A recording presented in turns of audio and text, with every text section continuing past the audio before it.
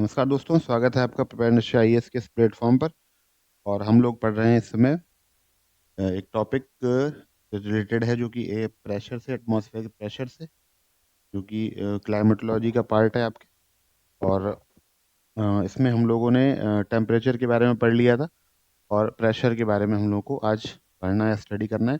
कल कुछ basic concept हम लोगों ने प्रेशर के बारे में पढ़े थे और वो क्या थे कि मैंने पढ़ा था कि हम लोगों ने पढ़ा था कि कौन कौन से एटमॉस्फेरिक प्रेशर क्या होता है, इसका हॉरिजॉन्टल और वर्टिकल डिस्ट्रीब्यूशन क्या है इसका, ठीक है। और कौन कौन से इंपॉर्टेंट फैक्टर्स हैं जो प्रभावित करते हैं। जनरल सर्कुलेशन के बारे में भी हमने पढ़ा था। हम लोगों ने जनरल जनरल सर्कुलेशन के बारे में भी पढ़ा था,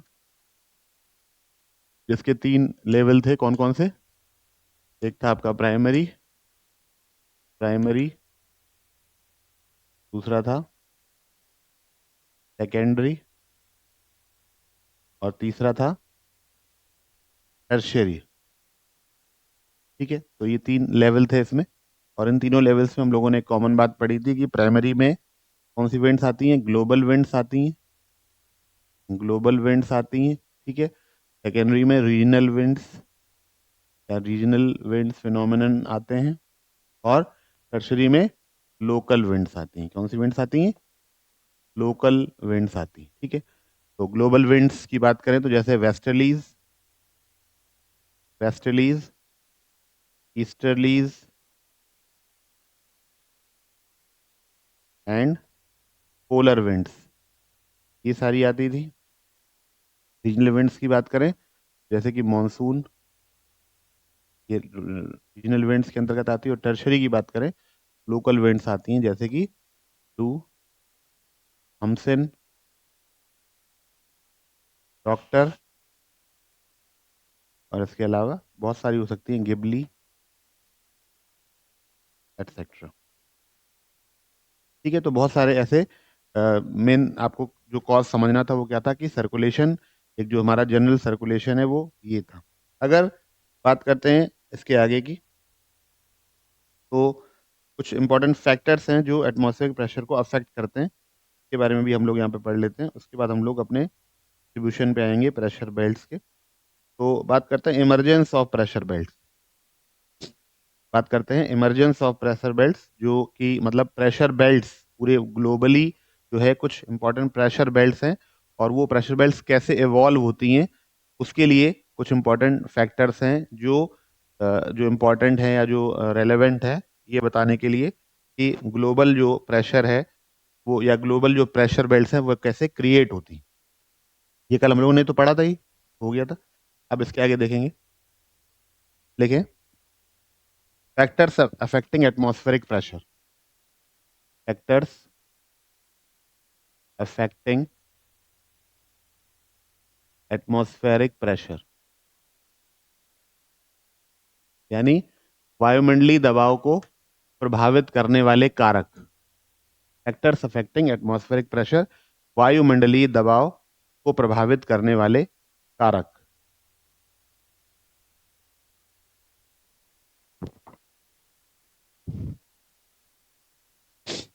यानी कौन कौन से इंपॉर्टेंट जो फैक्टर्स हैं वो प्रभावित करते हैं किसको? वायुमंडलीय दबाव को, के बारे में हम लोग पढ़ेंगे। लिखें, जो फर्स्ट इफेक्ट इज टेम्परेचर। पहला इफेक्ट है,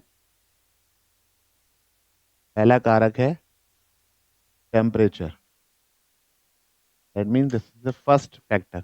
यानी किसी स्थान का तापमान उसके वायुमंडलीय दबाव को प्रभावित करता है। कैसे करता है? लिखिए, तापमान, इसी में लिखिए मतलब टेम्परेचर मतलब तापमान, इसी में लिखे।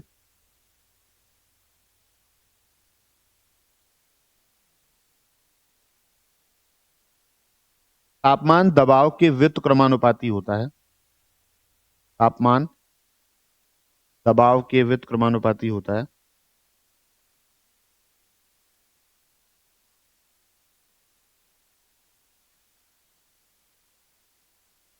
क्योंकि क्योंकि तापमान बढ़ने के साथ साथ क्योंकि तापमान बढ़ने के साथ साथ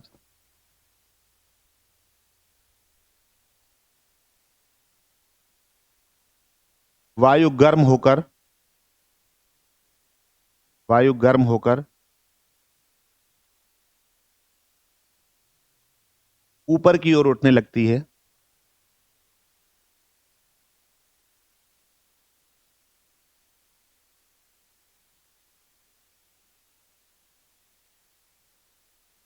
वायु गर्म होकर ऊपर की ओर उठने लगती है, जिसके कारण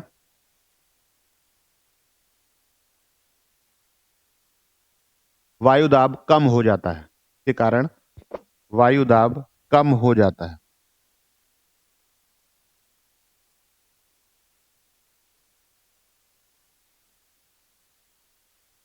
इसके विपरीत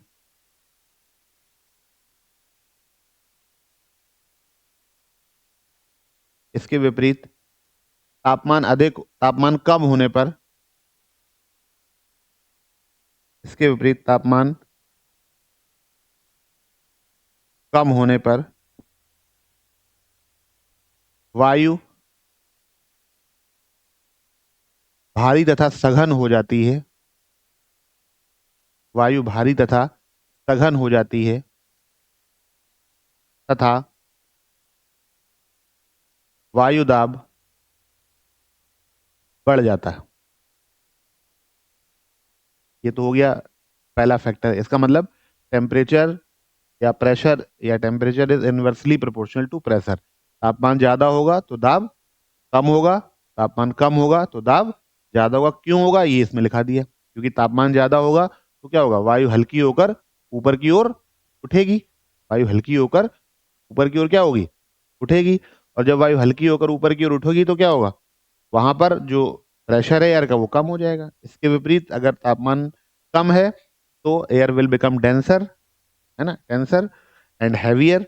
और जैसे ही डेंसर और हैवियर एयर हो जाएगी तो किसी पर्टिकुलर प्लेस पर क्या होगा, वायुदाब बढ़ जाएगा। नेक्स्ट इज अल्टीट्यूड या ऊंचाई। अल्टीट्यूड या ऊंचाई। ऊंचाई का क्या प्रभाव है, हाइट का क्या प्रभाव है, अल्टीट्यूड का क्या प्रभाव है। अगेन, वायुमंडलीय दबाव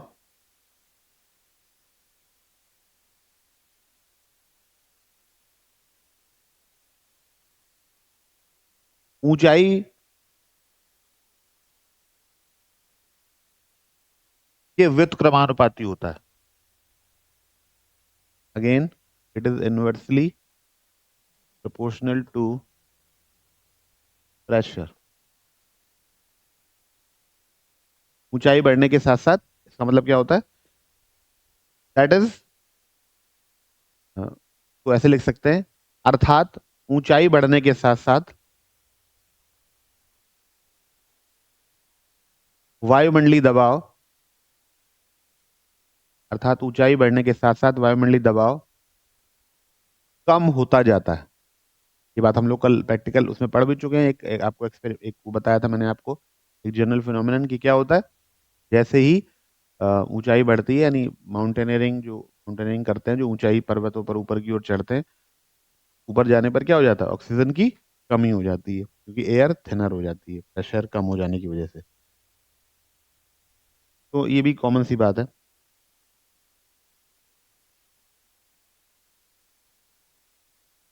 तो जैसे जैसे हम ऊपर जाते हैं एयर थिनर हो जाती है कि जो मॉलिक्यूल हैं एयर के वो अपार्ट दूर दूर होते जाते हैं। इस दूर दूर हो जाने की वजह से क्या होता है, प्रेशर जो है वो डिक्रीज कर जाता है। ठीक है, जैसे जैसे हम नीचे की ओर आते जाते हैं, एयर के मॉलिक्यूल डेंसर एयर होने की वजह से, हैवियर एयर होने की वजह से क्या होता है, क्लोजर हो जाते हैं। क्लोजर हो जाने की वजह से उनका पर यूनिट एरिया जो प्रेशर है वो क्या हो जाता है, इंक्रीज हो जाता है।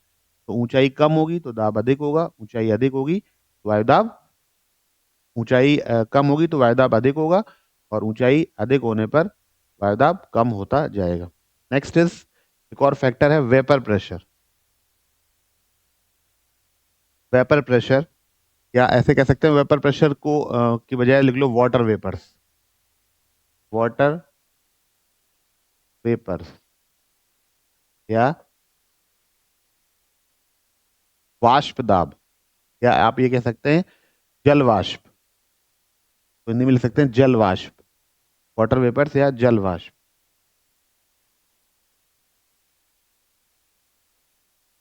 देखिए, जल वाष्प की सघनता, जल वाष्प की सघनता, आगे आ जाओ।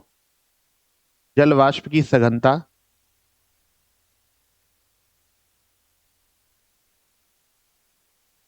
वायुमंडलीय दाब को प्रभावित करती है।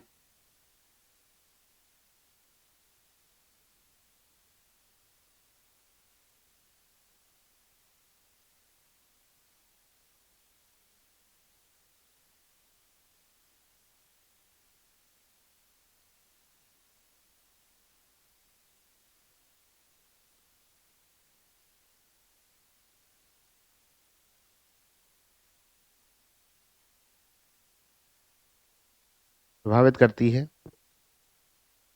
देखिए,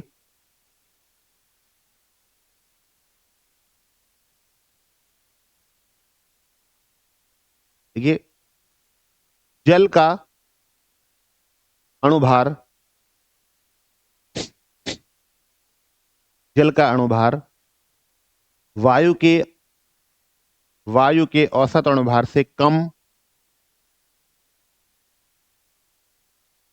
वायु के औसत अणुभार से कम होता है।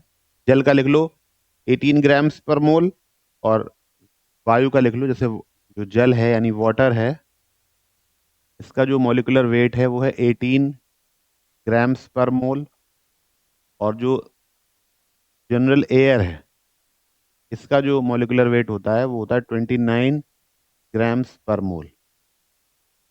तो आप देख रहे हैं कि जल का जो अणुभार है वो कम है अपेक्षाकृत, और वायु का अणुभार अपेक्षाकृत क्या है, अधिक है। तो जब जल का अणुभार कम है तो ये जो जल वाष्प होगी ये क्या होती है, ये इससे लाइटर है, ये हल्की है एयर की कंपैरिजन में, तो ये ऊपर की ओर उठने लगती है।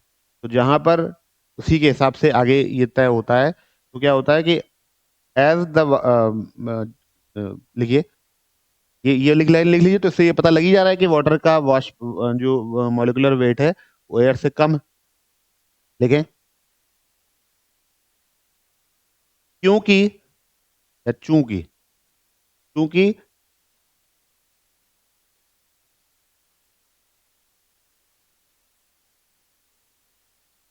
क्योंकि जल वाष्प वायु की तुलना में अपेक्षाकृत हल्की है, क्योंकि जल वाष्प वायु की तुलना में अपेक्षाकृत हल्की है, लाइटर है, हल्की है। इट राइजेज अप,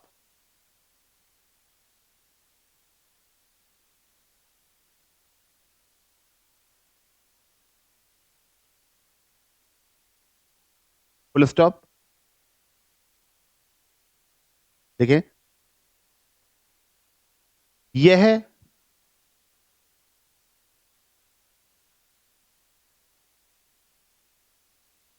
यह आर्द्र वायु,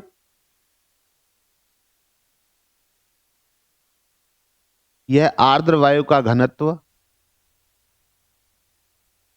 शुष्क वायु की अपेक्षा कम कर देती है। एक मिनट, यह आर्द्र वायु का दाब, नॉट घनत्व, यह आर्द्र वायु का दाब शुष्क वायु की अपेक्षा, शुष्क वायु की अपेक्षा कम कर देती है।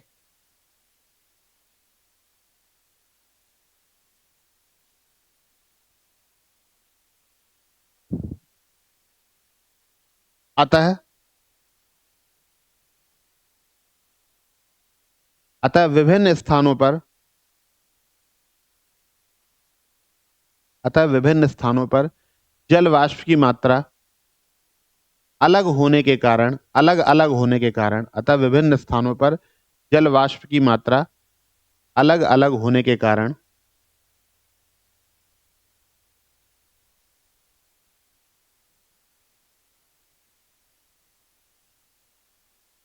वायुदाब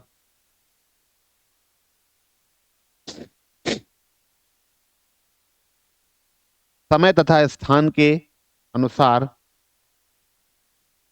समय तथा स्थान के अनुसार परिवर्तित होता रहता है।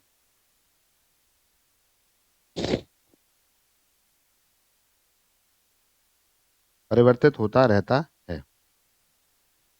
Now the next factor is gravitational pull. अगला फैक्टर है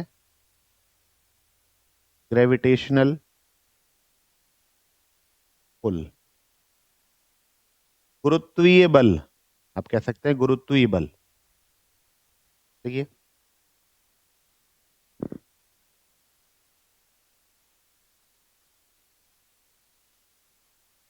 देखिए वायुमंडल गुरुत्व के कारण पृथ्वी के वातावरण से जुड़ा हुआ है या पृथ्वी से जुड़ा हुआ है। वायुमंडल गुरुत्व के कारण पृथ्वी से जुड़ा हुआ है। Atmosphere atmosphere glues around the earth due to its gravitation.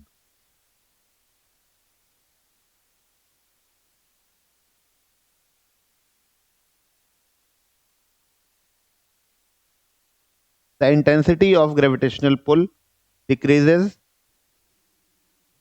as we get away from the core of the earth। देखिए, गुरुत्व बल की तीव्रता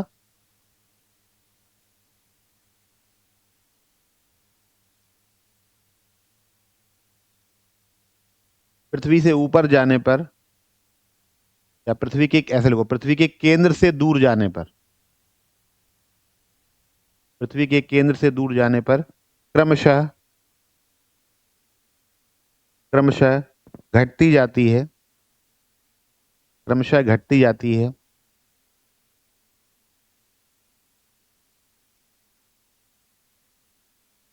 जो वायुमंडलीय दाब को प्रभावित करती है।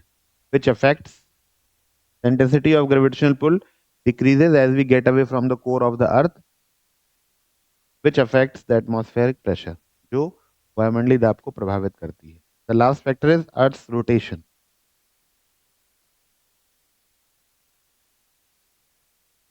Earth's rotation। Earth's rotation लिखें फटाफट। Due to the rotation of Earth, due to the rotation of Earth, पृथ्वी के परिक्रमण के कारण या पृथ्वी की परिक्रमण गति के कारण the bulk of the air at the pole the bulk of the air at the poles is thrown away towards the equator। के कारण ध्रुवों पर उपस्थित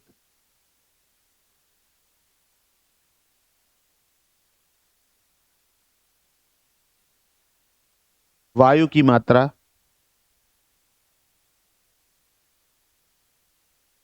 विषुवत रेखा की ओर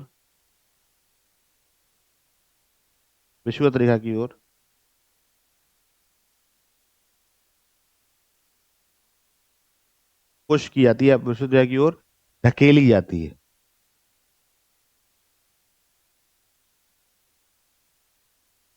now we will study some important fact, or you can say the important factors affecting the velocity and direction of winds। लिखिए next factors affecting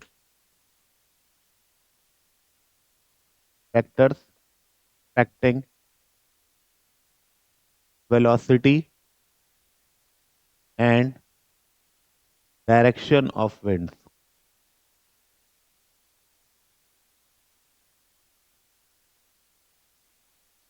पवन के वेग तथा दिशा को प्रभावित करने वाले कारक।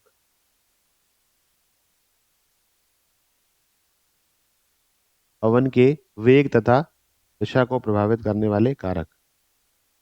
सबसे पहला कारक है which is known as Coriolis force. Very important, बहुत सारे क्वेश्चन इस पे पूछे गए हैं कई बार।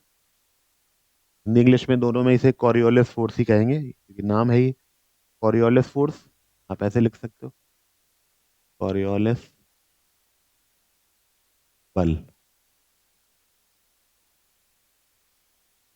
कॉरियोलिस बल या कॉरियोलिस फोर्स, लिखे इसके बारे में।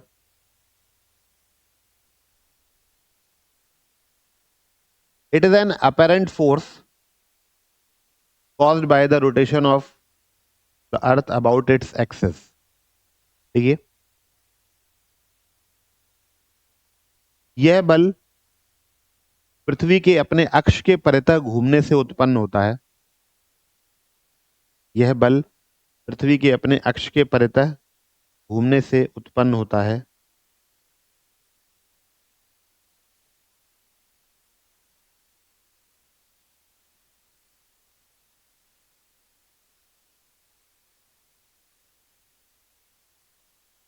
It affects the direction of winds.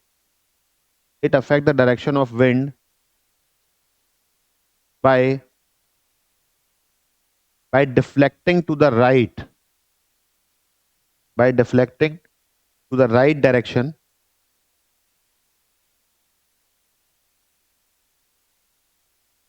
in the northern hemisphere and to the left direction in southern hemisphere। लिखिए, यह बल पवन को उत्तरी गोलार्ध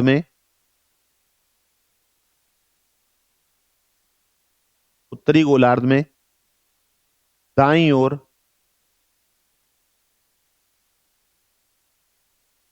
तथा दक्षिणी गोलार्ध में बाईं ओर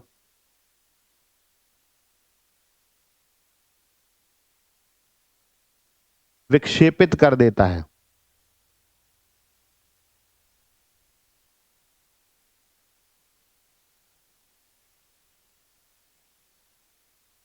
देखिए, the Coriolis force is directly proportional to the angle of latitude. देखिए, यह कॉरियोलिस बल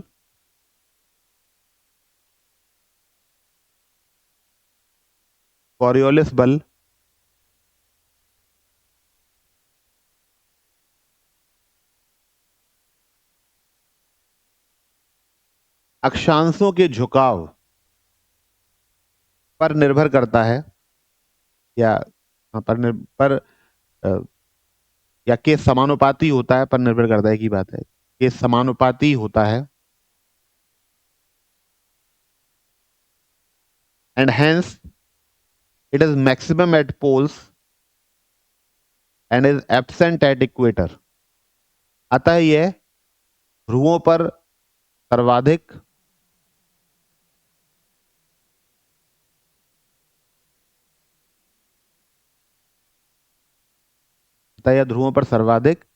it is maximum at poles and absent at the equator.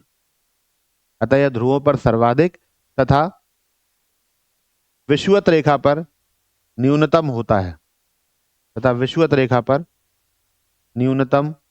होता है,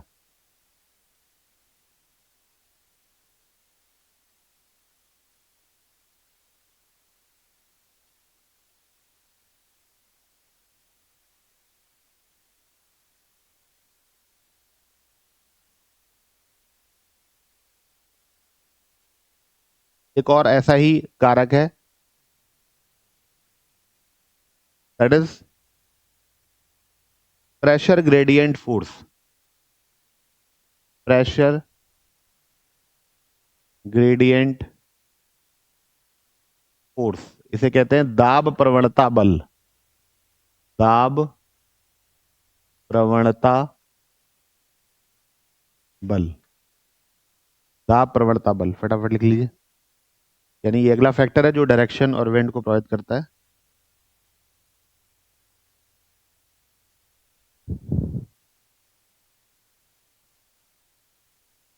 देखिए, pressure gradient is the rate of change of pressure with respect to distance. Pressure gradient is the rate of change of pressure with respect to distance. देखिए, दाब प्रवणता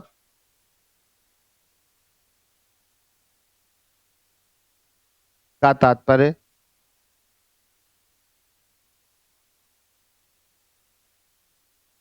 दूरी के साथ दाब परिवर्तन की दर से है।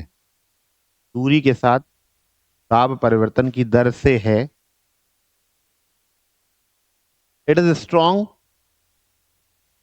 it is strong where isobars are close to each other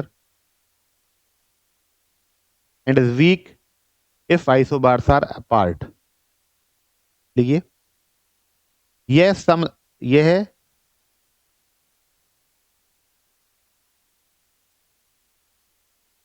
यह अधिक सघन यह अधिक सघन समदाब रेखाओं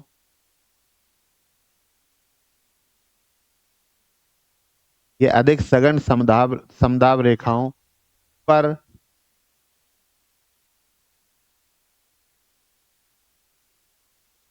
अधिक तथा विरल समदाब रेखाओं पर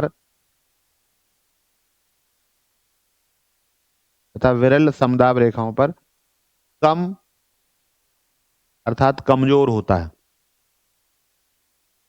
तो जहां पर प्रेशर आइसोबार्स क्लोज होती हैं, वहां पर प्रेशर ग्रेडियंट फोर्स ज्यादा होता है, तो वहां पर प्रेशर अधिक होता है। और जहां पर समदाब रेखाएं दूर दूर होती हैं, वहां पर प्रेशर ग्रेडियंट लो होता है, और इसलिए ये वहां पर प्रेशर लो होता है।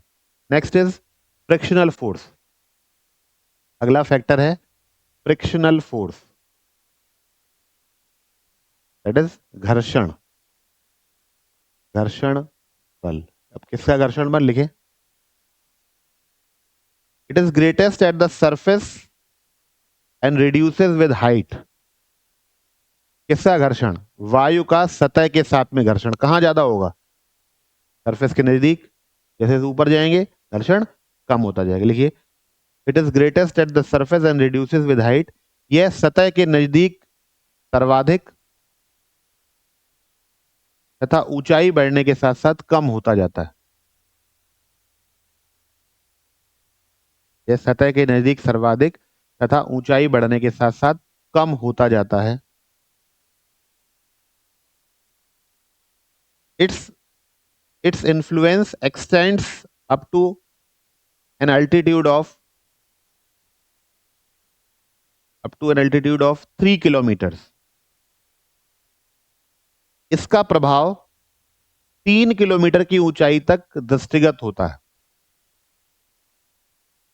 यानी ये फैक्टर केवल 3 किलोमीटर की ऊंचाई तक काम करता है, उसके बाद फिर ये घर्षण वाला फैक्टर काम नहीं करता। 3 किलोमीटर की ऊंचाई तक घर्षण की संभावना ज्यादा रहती है सतह के साथ में। It is minimum over the sea surface.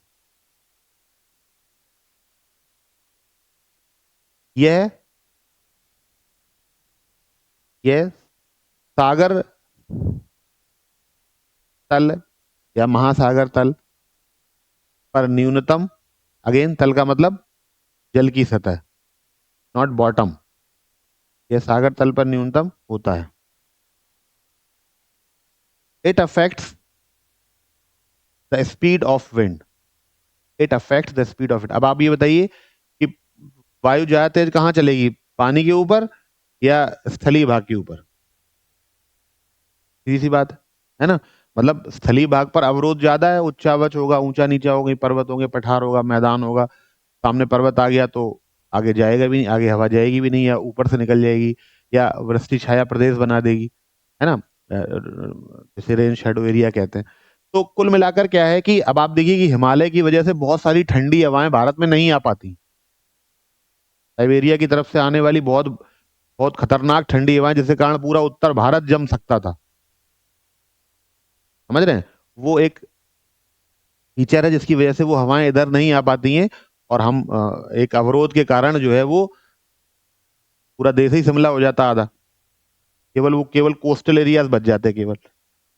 बाकी जो है ये जितना मध्य भारत है, यहाँ तक तो भयंकर जो है ऐसी कंडीशन हो जाती यूरोप जैसी। जैसा यूरोप में होता है ना, वैसा यहाँ होता। तो सिर्फ हिमालय पर्वत के तो अवरोध जो आ रहा है वो फ्रिक्शन, अब जो क्या है वो फ्रिक्शन एक ऊंचाई तक कारगर है, उसके ऊपर कारगर नहीं है। तो ये जो फ्रिक्शनल फोर्स है वो क्या होता है, central it affect the speed of the wind. जितना ज्यादा वो पृथ्वी के संपर्क में रहेगा और वो उच्चावच होंगे, यानी ऊंचे नीचे मैदान, पठार, पर्वत, इस तरह की चीजें होंगी, तो वो फोर्स क्या हो जाता है, वो प्रेशर इंक्रीज रहता है, घर्षण ज्यादा होता है, प्रेशर ज्यादा रहता है। लेकिन वहां पे क्या है, वहां तो चल रही है हवा। आप देखिए साउथ सदर्न हेमिस्फेयर की अगर बात करें, तो वहां पर जो विंड्स हैं, चाहे वो प्राइमरी विंड्स हो, चाहे सेकेंडरी हो या टर्शरी हो, मतलब जो बात प्राइमरी विंड्स की करेंगे, westerlies, polar westerlies, polar easterlies, easterlies, polar winds जो हैं, आप देखिए इनका वेग बहुत ज्यादा है। और अभी हम लोग पढ़ेंगे वो 50s, 60s और 40s, roaring 40s, furious 50s और श्रीकिंग 60s। वो क्या है, ये उत्तरी गोलार्ध में भी ये इसी अक्षांशों में, इन्हीं लैटिट्यूड्स में ये विंड्स चलती हैं, लेकिन ये उतना इफेक्टिव नहीं है because of the land phenomenon, because of the, you can say, the relief, land relief features. लेकिन वहीं पर, वहां पर खुला मैदान है, केवल जल की सतह है, दूर दूर तक कुछ है ही नहीं, तो हवाएं निर्बाध रूप से बिना किसी अवरोध के पूरी ताकत से चलती हैं। तो 40 डिग्री अक्षांश पर जो हवाएं स्थलीय भाग में बहुत ज्यादा प्रभावी नहीं होती हैं, वही 40 डिग्री अक्षांश दक्षिणी गोलार्ध में अगर जाएं, नॉर्दर्न की अपेक्षा सदर्न हेमिस्फेयर में जाएं, तो फ्यूरियस 40s कहा जाता है ना, सॉरी, रोरिंग 40s कहा जाता है ना। 50 डिग्री पर वो फ्यूरियस हो जाती हैं और 60 डिग्री पर वो श्रीकिंग हो जाती है, मतलब जैसे चीख सी नहीं निकलती है हवा में जब आंधी आती है। आप अपनी खिड़की से बाहर अगर आप झांकें तो आपको हवा में एक चीखने जैसी आवाज सुनाई देती, मतलब ऐसा लगता है कोई चीख रहा है, मतलब एक चीख सी निकलती है, एकदम सांस सांस की आवाज। कोई हॉरर मूवी देखी हो, उसमें हवा की आवाज सुनी है, कैसी अजीब सी आवाज निकलती। Now that is the common phenomenon at 60 degree latitude in the southern hemisphere. वहां पर कोई अगर इन 40s 50s और 60s में कोई जहाज फंस जाए तो दुर्घटनाग्रस्त बचेगा ही नहीं, क्योंकि कोई अवरोध ही नहीं है, पूरा उड़ा देगा पूरे जहाज को ही, पलट जाएगा। जाने से बचते हैं, इन इन अक्षांशों में जाने से जो जो भी हमारे जो भी ये शिप्स होते हैं, ट्रेड शिप्स होते हैं, वो उधर सदर्न हेमिस्फीयर में जाते ही नहीं है। वो यहाँ बीच से निकल आएंगे, केप ऑफ गुड होप के पास से निकल आएंगे साउथ अफ्रीका की, या बिल्कुल टिप से, जो अर्जेंटीना की टिप है वहां से निकल आएंगे, फॉकलैंड आइलैंड के आसपास से। उधर नहीं आएंगे, 60s और 50s में नहीं फंसते हैं। कारण क्या है कि वहां पर कुछ भी हो सकता है, क्योंकि वहां कोई हवा का अवरोध ही नहीं, कितनी तेज हवा चल रही। अब वो उस वायु में फंसकर कोई बड़े से बड़ा, इवन प्लेन्स भी उस डायरेक्शन में, हालांकि वहां वैसे कोई एरिया है भी नहीं, लेकिन फिर भी जो प्लेन्स हैं या जो कुछ है वो भी उस इलाकों में जाने से मतलब अपने आप को दूर रखते हैं। कोई जो जिस तरह के जो अभियान, जो एक्सपेडिशंस वगैरह जो लॉन्च होते हैं, वो भी इस बात का ध्यान रखते हैं कि इतनी हवा को बर्दाश्त करने की क्षमता उस व्हीकल में, मतलब जो भी वो शिप है या प्लेन है, जो भी जिस जिस भी पर्पस के लिए जा रहे हैं, उसके लिए साइकोलॉजिकली और मैकेनिकली उसके लिए प्रिपेयर रहना पड़ता है। और कई सारी दुर्घटनाएं ऐसी भूतकाल में हुई हैं जो इन इन इन अक्षांशों में फंस के हुई हैं। तो कुल मिलाकर बात यह है कि फ्रिक्शन कहाँ पर कम है, सी के ऊपर जो फ्रिक्शन है वो क्या है, मिनिमम है। और यही फ्रिक्शन जो लैंड एरियाज हैं, जहाँ फॉरेस्ट हैं, जहाँ माउंटेन्स हैं, वहां पर ये फ्रिक्शन ज्यादा हो। एक और इंपॉर्टेंट फैक्टर है, that is called centripetal force, अभिकेंद्रीय बल।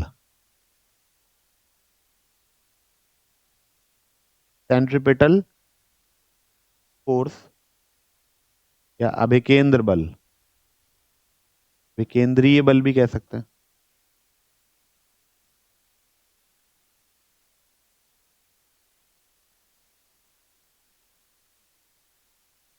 देखिए, centripetal acceleration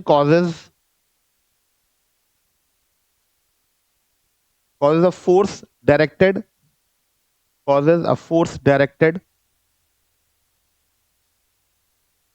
perpendicular to the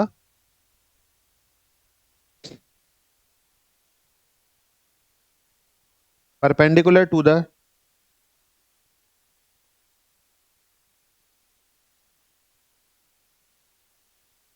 the wind movement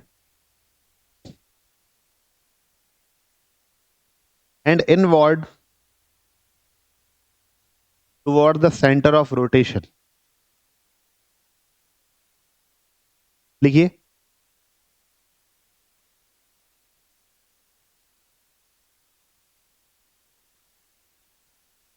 अभिकेंद्र बल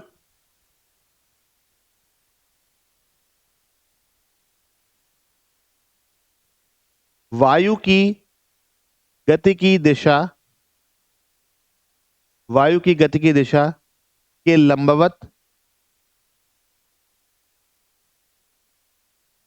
केंद्र की ओर कार्यरत होता है।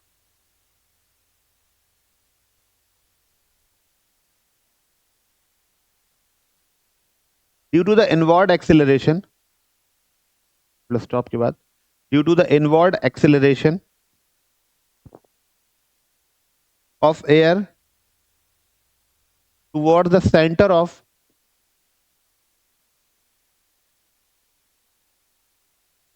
rotation on the earth, it is possible for rotation on the earth, it is possible for the air to maintain a curved path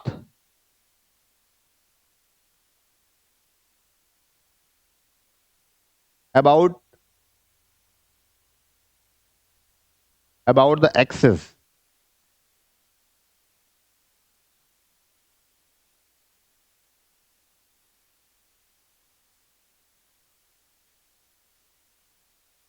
देखिए इस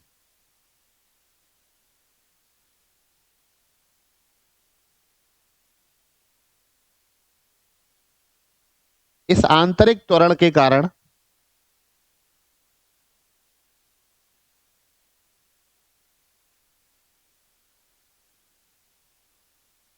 जो कि पृथ्वी के परिक्रमण अक्ष की ओर कार्यरत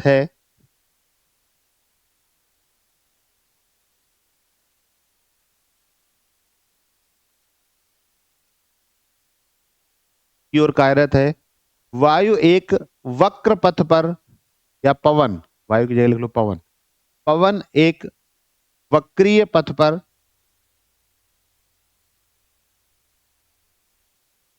गतिमान बनी रहती है, जो कि घूर्णन अक्ष के परितः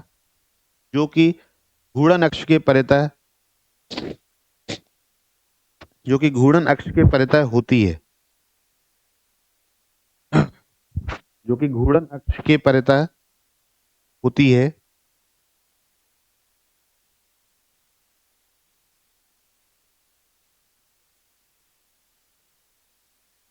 यह बल अभिकेंद्र बल कहलाता है।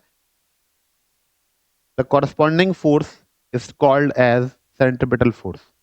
ऐसे लिख लो, this corresponding force is called centripetal force.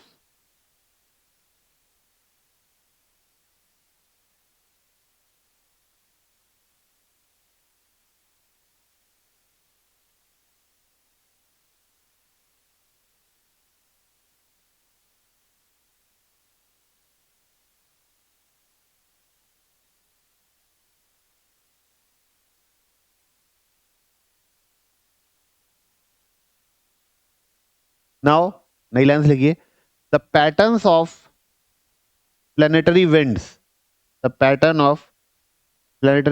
Depends upon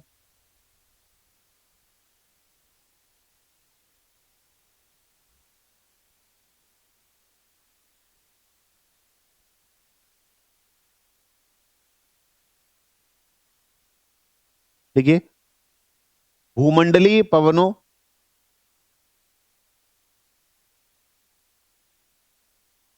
का प्रवाह निम्न कारकों पर निर्भर करता है। Patterns of planetary winds depends upon, कुछ फैक्टर्स है, फटाफट लिख लीजिए, पॉइंट्स हैं।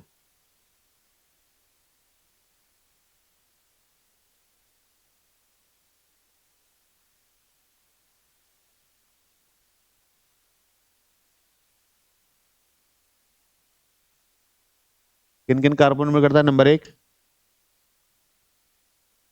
Latitudinal variation in atmospheric heating.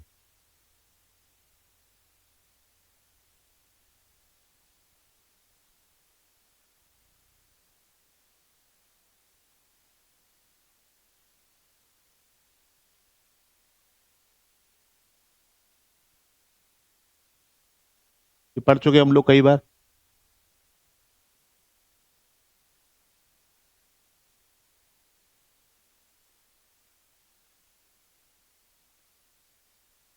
सूर्यातप की अक्षांशीय विविधता के कारण।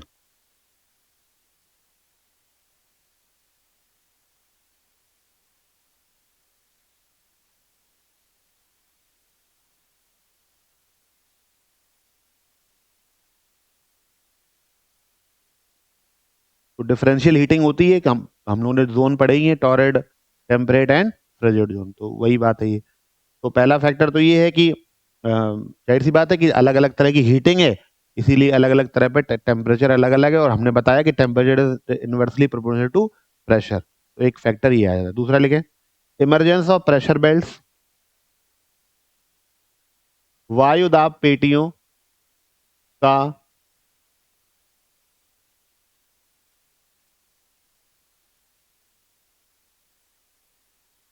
वायु दाब पेटियों का उद्भव या निर्माण।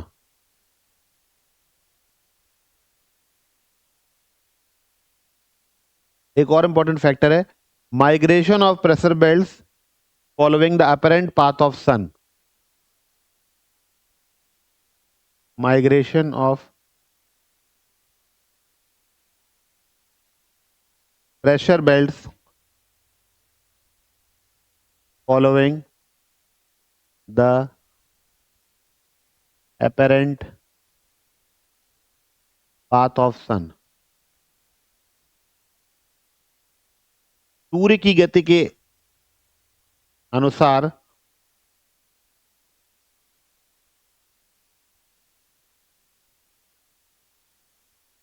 सूर्य के गति ब्रैकेट में लिख लो पथ के अनुसार वायुदाब पेटियों का स्थानांतरित होना। अब क्योंकि सन की पोजीशन चेंज हो रही है, उसी हिसाब से क्या होता है, उसी हिसाब से मतलब जो एक तरीके से जो वेरिएशन हीटिंग है, या कहना चाहिए जो एटमॉस्फेरिक हीटिंग है, जो वेरिएशन इन द हीटिंग है, वो भी क्या होता है, चेंज होता है। उसकी वजह से भी प्रेशर बेल्ट थोड़ा सा शिफ्ट हो जाती है। अगला फैक्टर है distribution of continent and oceans. Distribution of continents and oceans, ये तो बहुत बड़ा फैक्टर अपने आप में। इस तरीके से जल और मतलब स्थल भाग का और जल भाग का वितरण है, वो भी अपने आप में प्रभावित करता है। एंड रोटेशन ऑफ अर्थ।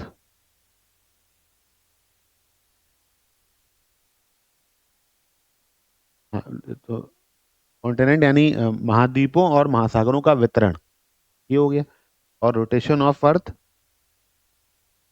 सूर्य पृथ्वी की परिक्रमण गति, और लास्ट में लिख लो सेंट्रीपिटल फोर्स, जो अभी हमने पढ़ा।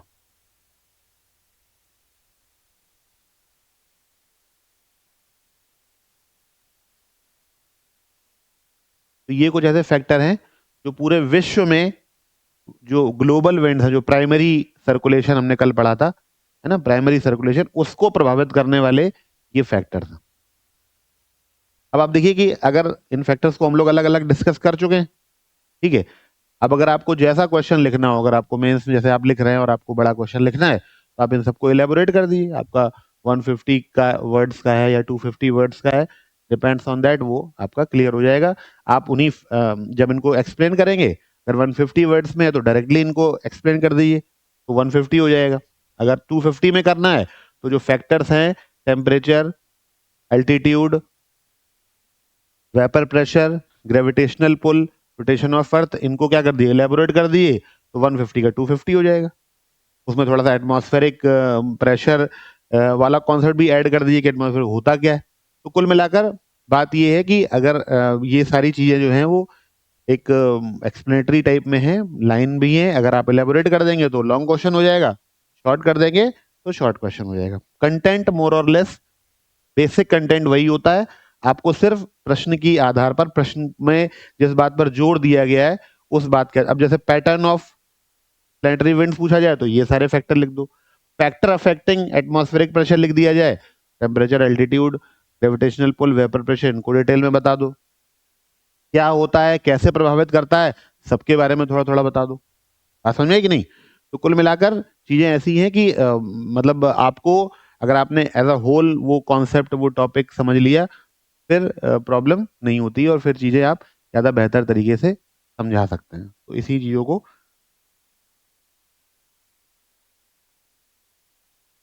नहीं, जो सेंट्रीपिटल फोर्स मैंने अभी आपको बताया ना कि सेंट्रीपिटल फोर्स तो वेलोसिटी और डायरेक्शन को प्रभावित कर रहा है ना। जब जब नॉर्दर्न हेमिस्फेयर और सदर्न हेमिस्फेयर में, जो मैंने आपको बताया कि सेंट्रीपिटल एक्सेलरेशन क्या है, जब पृथ्वी अपने अक्ष पे रोटेट करती है तो रोटेट करने की वजह से क्या है, रोटेशन की वजह से एक अभिकेंद्री बल, एक केंद्र की ओर बल लगता है। सेंट्रीपिटल फोर्स का मतलब केंद्र की ओर एक बल लगता है। केंद्र की ओर बल लगने के कारण जो वायु है, जो एटमॉस्फेरिक विंड्स हैं, वो सेंटर की ओर आना चाहती हैं, यानी रोटेशन एक्सिस की ओर आना चाहती हैं। अब एक्सिस ऑफ रोटेशन का मतलब पृथ्वी के अंदर तो घुस नहीं जाएंगी एयर, तो वो क्या करती हैं, वो कुछ विशेष इलाकों में इन सारे फैक्टर्स को ध्यान में रखते हुए, कुछ विशेष जो सतह हैं, चाहे कुछ सरफेस के ऊपर एरियाज हैं, कुछ सी एरियाज हैं, यानी सी सरफेस वाले एरियाज हैं, तो उस पे अंदर की ओर एक बल कार्यरत होता है, यानी एक्सिस के अलोंग जो डायरेक्शन जो है वो मुड़ जाता है। जैसे इसमें लिखा है मैंने आपको कि due to the inward acceleration of the air toward the centre of rotation, it is possible for air to maintain a curved path towards its axis, यानी जो वायु का कर्व, यानी कॉरियोलिस फोर्स, मैंने आपको बताया था कि नॉर्दर्न हेमिस्फीयर में दाईं ओर और सदर्न हेमिस्फीयर में बाईं ओर, बिल्कुल ये वही उसी से जुड़ा हुआ फिनोमिनन है। ये भी ये उसी को एड करता है, कॉरियोलिस फोर्स को ये क्या करता है, एड करता है। जहां पर जैसे कोरियोलिस फोर्स उत्तरी गोलार्ध में दाईं ओर मुड़ जाता है, मोड़ देता है हवाओं को, और दक्षिणी गोलार्ध में बाईं ओर मोड़ देता है, उसी तरीके से ये जो सेंट्रीपिटल फोर्स है ये हवाओं को एक्सिस की ओर मेंटेन रखता है, यानी बाएं दाएं वाला फिनोमिनन तो कोरियोलिस फोर्स हो गया, लेकिन ये क्या करता है, ये पृथ्वी के केंद्र की तरफ, यानी पृथ्वी के एक्सिस रोटेशन की तरफ, पोल पर भी और पूरे ग्लोब पर जो पूरे हवा का जो दबाव है, जो वेपर, जो प्रेशर है, एटमॉस्फेरिक प्रेशर, उसको एक्सिस की तरफ मेंटेन रखता है, जहां पर ये सारे फैक्टर भी कंबाइंडली काम करते हैं। ओशियन कॉन्टिनेंट फैक्टर भी काम करता है, वेरी माइग्रेशन, प्रेशर बेल्ट्स का कॉन्सेप्ट भी काम करता है, ठीक है ना, और रोटेशन तो है ही है वो, और डिफरेंशियल हीटिंग का कॉन्सेप्ट भी काम करता है, यानी ये सारे प्रभाव एक साथ लगते हैं, इनमें कोई एक प्रभाव काम नहीं कर रहा है, ये सारे प्रभाव एक साथ लगते हैं, जिसकी वजह से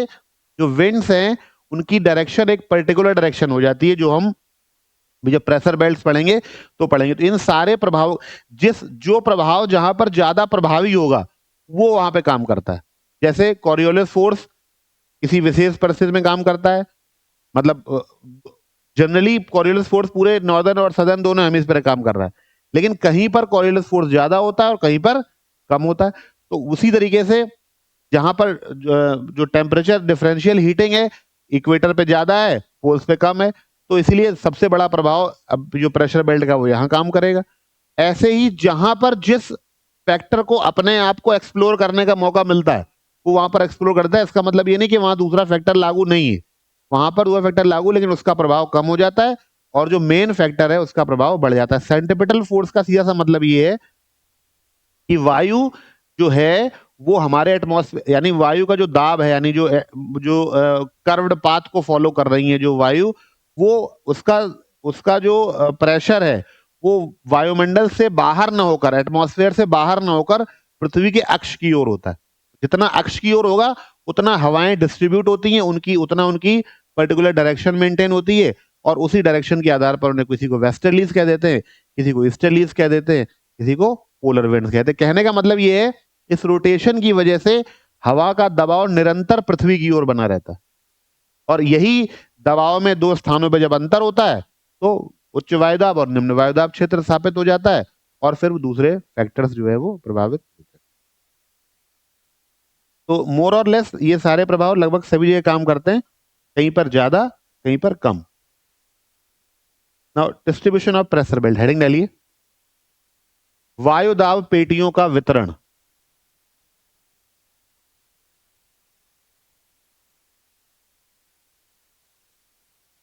डिस्ट्रीब्यूशन ऑफ प्रेशर बेल्ट्स, वायुदाब पेटियों का वितरण।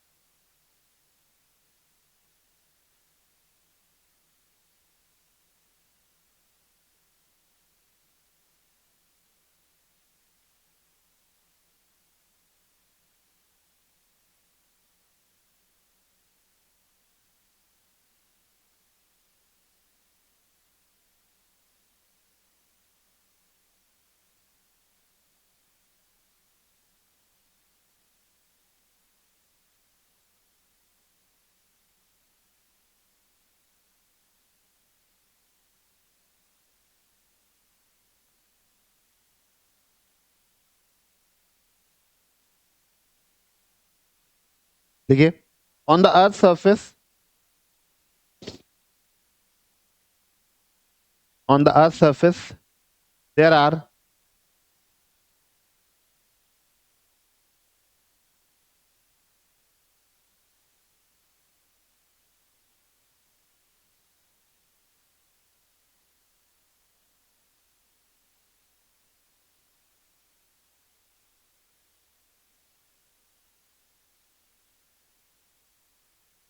total 7 pressure belts। पृथ्वी की सतह पर 7 वायुदाब पेटियां हैं।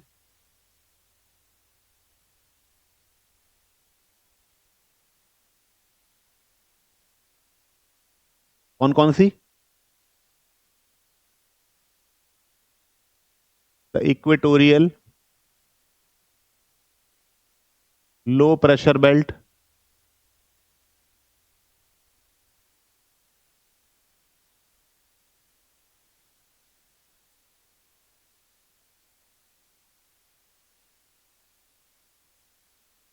सब ट्रॉपिकल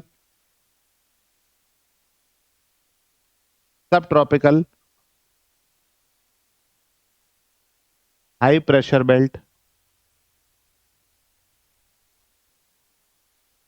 ये 2 हैं, ये 1 है।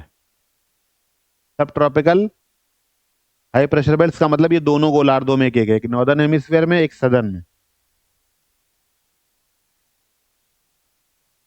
सब पोलर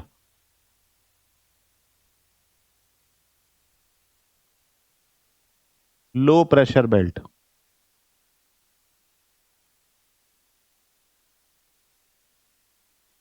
ये भी कितनी है? 2। के बाद है पोलर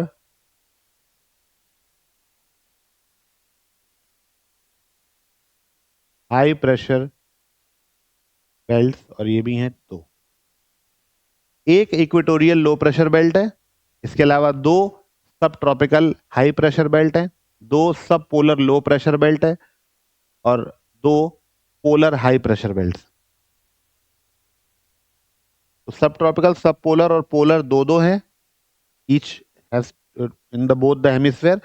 और लो प्रेशर बेल्ट जो इक्वेटर पे है, तो इक्वेटर तो एक ही है ना, इक्वेटर तो 2 हो नहीं सकते। इक्वेटर तो 0 के आसपास जो है, 0 to 5 ऊपर नीचे, वो जो है अपना इक्वेटोरियल लो है।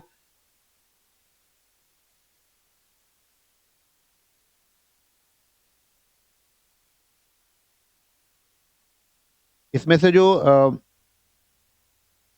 इक्वेटोरियल लो प्रेशर बेल्ट है और पोलर हाई प्रेशर बेल्ट है, यानी ये 2 बेल्ट है, ये जो 2 बेल्ट हैं, ये थर्मली इंड्यूस्ड बेल्ट कही जाती है। इन्हें क्या कहते हैं? तापीय ताप प्रेरित बेल्ट कहा जाता है। और ये जो 2 बेल्ट्स हैं, ये डायनेमिकली इंड्यूस्ड प्रेशर बेल्ट को बोला जाता है डायनेमिकली इंड्यूस्ड।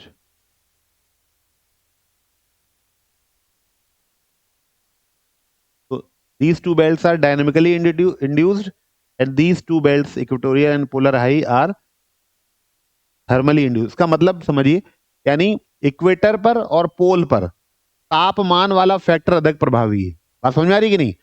क्योंकि यहां पर तापमान सबसे ज्यादा है, मतलब सबसे ज्यादा का मतलब सबसे ज्यादा समय तक जो है फोकस रहता है सन इंसोलेशन का, तो इसलिए यहाँ का दाब जो है वो ताप से प्रभावित है। समझना ध्यान से, यहाँ का दाब किससे प्रभावित है? ताप से। That is why it is thermally induced. ऐसे ही हाई पोल्स पे क्या है? पोल्स पे तापमान टेम्परेचर वेरी लो है, तो यहाँ का भी जो प्रेशर है वो बेसिकली टेम्परेचर इंड्यूस्ड यानी थर्मल इंड्यूस्ड है, यानी यहां पर भी प्रेशर का कारण ताप है। अब ऐसा समझो कि जो हमने अभी वो लिखवाए थे फैक्टर्स, उसमें पहला फैक्टर लिखवाया था टेम्परेचर, तो हमने लिखवाया था कि temperature is inversely proportional to pressure. तो यहां पर तापमान ज्यादा है अपेक्षाकृत बाकी ग्लोब को देखते हुए, तो क्या है, इसकी वजह से प्रेशर क्या है, लो है। और यहाँ पे तापमान सबसे कम है ग्लोब में, इसीलिए यहाँ पे प्रेशर हाई है। तो क्योंकि यहाँ पर ताप सीधा सीधा संबंध बेल्ट प्रेशर किससे स्थापित हो रहा है? टेम्परेचर से। That is why these two belts are thermally induced pressure belts and these two belts which is subtropical and subpolar, here the upwelling, here the upliftment of air and downward of air phenomenon take place। यहाँ पे क्या होता है, वायु कहीं पर ऊपर की ओर जा रही है, कहीं पर नीचे की ओर आ रही है। जहां ऊपर की ओर जा रही है वहां लो प्रेशर हो जा रहा है, नीचे की ओर आ रही है वहां हाई हो जा रहा है। तो सब ट्रॉपिकल पर जो एयर है वो क्या करती है, इमर्ज करती है, यानी मतलब नीचे आती है। जो जो इक्वेटोरियल लो प्रेशर बेल्ट से जो हवा उठती है वो सब ट्रॉपिकल रीजन में क्या होती है, गिरती है। दैट इज वाई यहां पर हाई प्रेशर हो जाता है। फिर वही अगेन यहां पे भी जो जो सब पोलर बेल्ट है वहां पर जो हवा उठती है यानी लो प्रेशर, वो जाकर इस पोलर हाई प्रेशर एरियाज में गिरती। तो इसकी वजह से क्या है कि ये दोनों बेल्ट जो हैं ये वायु की गति पे पर आधारित है, यानी जो एयर है वो अपलिफ्ट हो रही है या डाउनवर्ड हो रही है। तो क्योंकि ये दोनों प्रेशर बेल्ट्स पवन की ऊपर चढ़ने यानी अपलिफ्टमेंट और डाउनवर्ड मूवमेंट पर बेस्ड हैं, इसीलिए इनको क्या कहा गया, डायनेमिकली यानी गतिशील। डायनेमिक मतलब क्या होता है, गतिमान। तो वायु की गति की वजह से ये दोनों प्रेशर बेल्ट बनी है जो कि सब ट्रॉपिकल हाई और सब पोलर लो हैं, और ये दोनों गतियां तापमान की वजह से बनी है। इसलिए these two are thermally induced and these two का मतलब these three are thermally induced, three है ना ये तो, and these four are two are dynamically induced. ठीक, ये क्वेश्चन बहुत इंपॉर्टेंट है, पूछा गया है कि कौन सी बेल्ट थर्मली इंड्यूस्ड है और कौन सी डायनेमिकली। अब इसमें क्या होगा कि मिक्सचर आपको दे देंगे और पूछ लेंगे कि कौन सी है, तो आपके दिमाग में तुरंत आना चाहिए कि सबसे ज्यादा तापमान 0 पे और सबसे कम तापमान 90 पे। 0 मतलब इक्वेटर और 90 मतलब poles, north and south both. तो इसका मतलब ये कि ये दोनों बेल्ट्स थर्मल है, बाकी जितनी बेल्ट्स हैं वो सब क्या हैं, तो 3 बेल्ट्स थर्मल बेल्ट्स हैं, थर्मली इंड्यूस्ड हैं, और 4 belts dynamically induced pressure belts हैं। अब इसको किसी भी तरीके से पूछेंगे तो आप बता देंगे ना। अब चाहे मिक्स करके दे दें, चाहे अलग अलग नाम दे दें, 4 नाम दे दें, या कैटेगरी पूछ दें, या नंबर पूछ दें कितनी बेल्ट्स थर्मली इंड्यूस्ड हैं, कितनी बेल्ट्स डायनेमिकली इंड्यूस्ड। पीसीएस में तो नंबर भी पूछा जा सकता है कि 3 4 5 6 7 ऐसे करके ऑप्शन दे दें आपको, है ना। तो मैच मेकिंग भी आ सकता है, कुछ भी किसी भी तरीके से आ सकता है कि थर्मली इंड्यूस्ड और मिक्स करके दे दें आपको। कैसे भी दिया जाए आपको ये बात बतानी। अब एक एक करके इन प्रेशर बेल्ट्स के बारे में हम लोग पढ़ेंगे। तो फर्स्ट लिखेंगे the equatorial low pressure belt,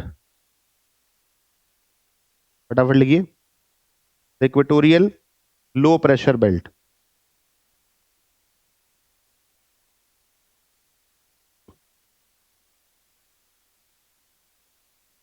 again first point लिखिए, it is thermally induced pressure belt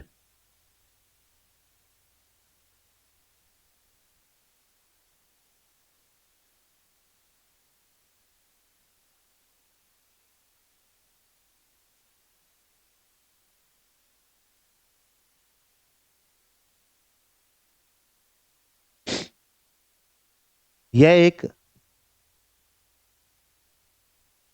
एक ताप प्रेरित वायुदाब पेटी है।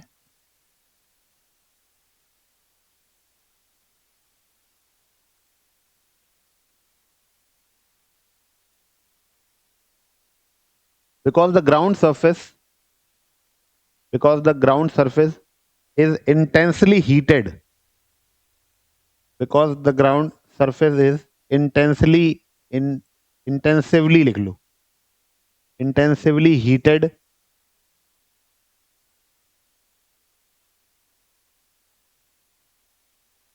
during the day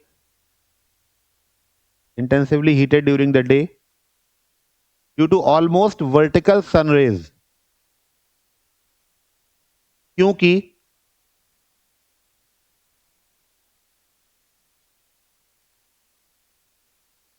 क्योंकि यहां पर सूर्य की किरणें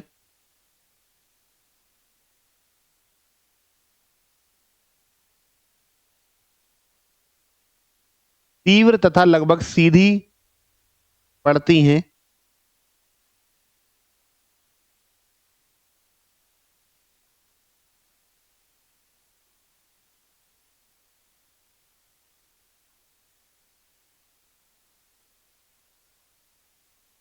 and thus the lowermost layer of air and thus the lowermost layer of air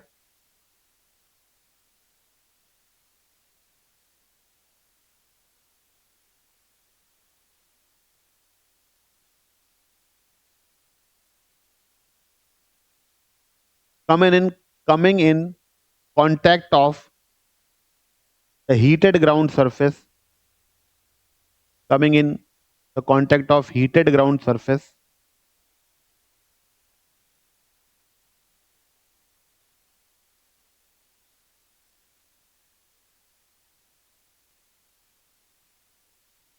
also get warmed,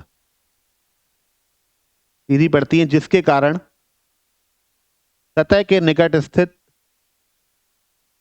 वायु अत्यधिक गर्म जिसके कारण सतह के निकट स्थित वायु अत्यंत गर्म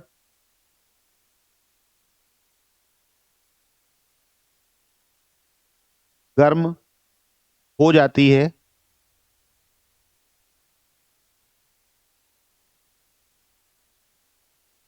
यह गर्म वायु हल्की होकर ऊपर की ओर उठती है, जिसके कारण इस क्षेत्र का तापमान जिसके कारण इस क्षेत्र का दाब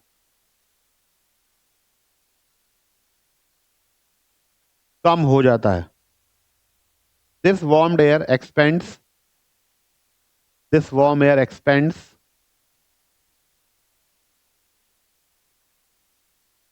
becomes lighter, you can say, becomes lighter and consequently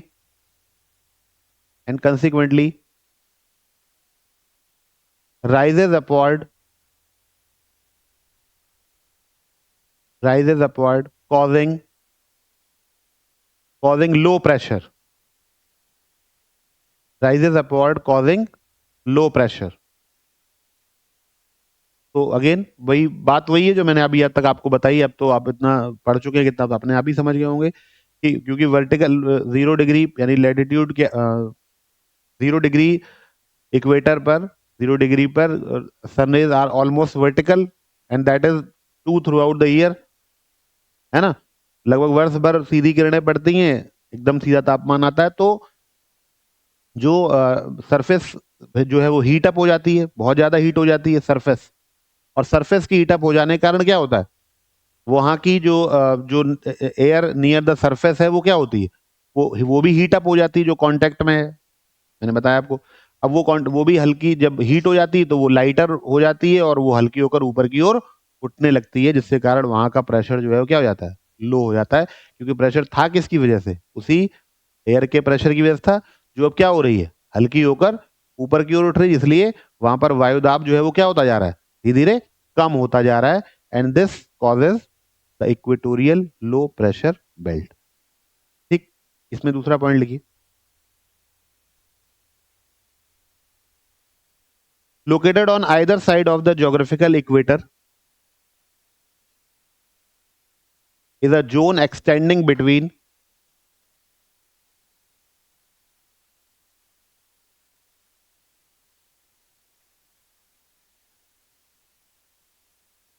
between 5 degree north to 5 degree south latitudes। देखिए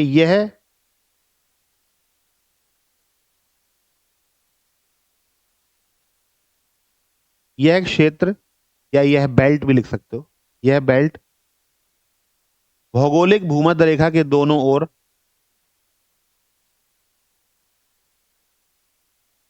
यह क्षेत्र भौगोलिक भूमध्य रेखा के दोनों ओर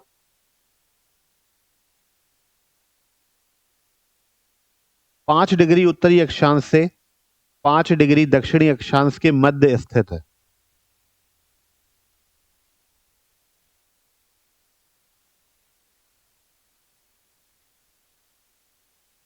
पांच डिग्री उत्तरी अक्षांश से 5 डिग्री दक्षिणी अक्षांश के मध्य स्थित है।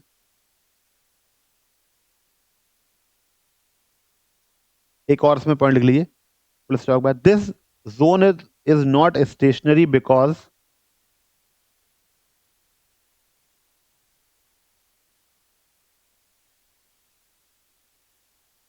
this zone is not stationary, यह क्षेत्र स्थिर नहीं है क्योंकि there is a seasonal shift of this belt, because there is a seasonal shift of this belt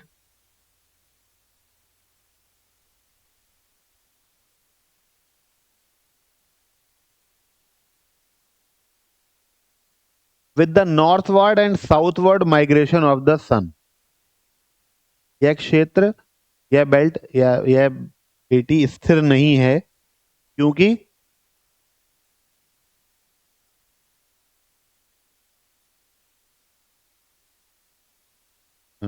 स्थिर नहीं है, जिसका कारण, ऐसे लिख लो, क्योंकि ये लिख लो जिसका कारण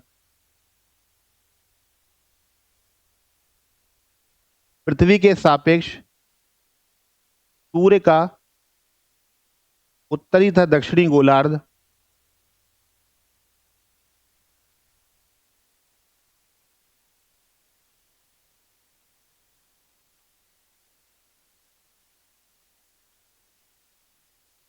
उत्तरी तथा दक्षिणी गोलार्ध में गति करना है।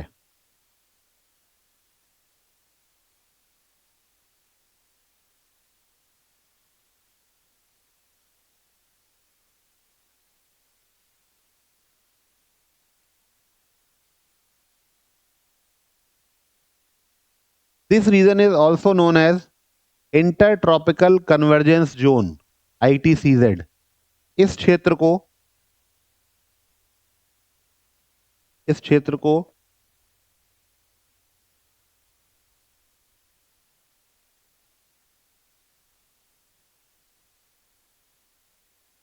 ITCZ या intertropical convergence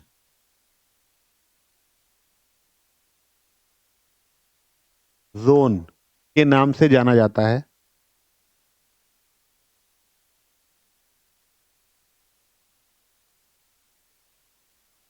Because it represents the zone of convergence of because it represents the zone of convergence of northeast and southeast trade winds।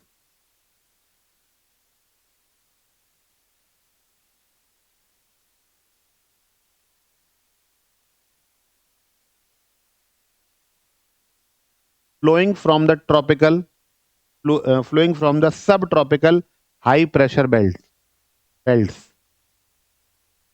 इस क्षेत्र को ITCZ के नाम से भी जाना जाता है क्योंकि इस क्षेत्र में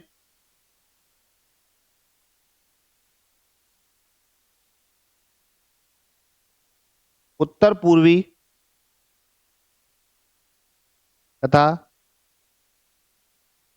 दक्षिण पूर्वी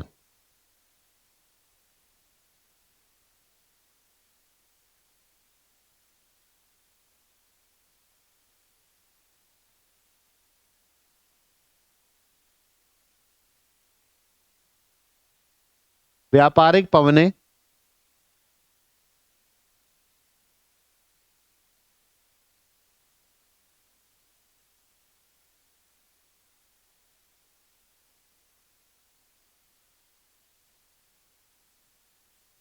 अभिसरित होती हैं।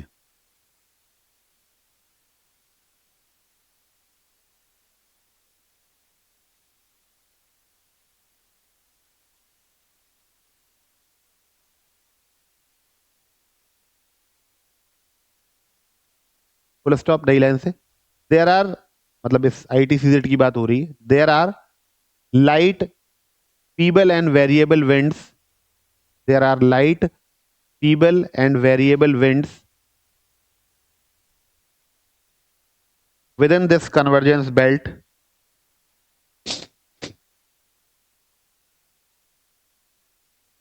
इस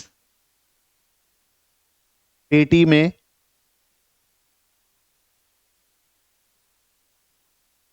हल्की तथा अत्यंत शांत पवन प्रवाहित होती है,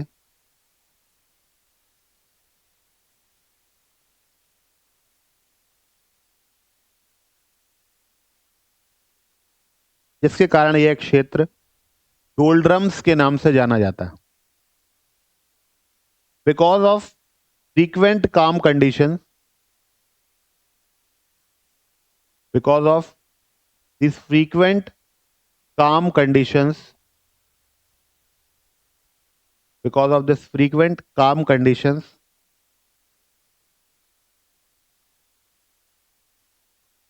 this this belt is also termed as doldrums.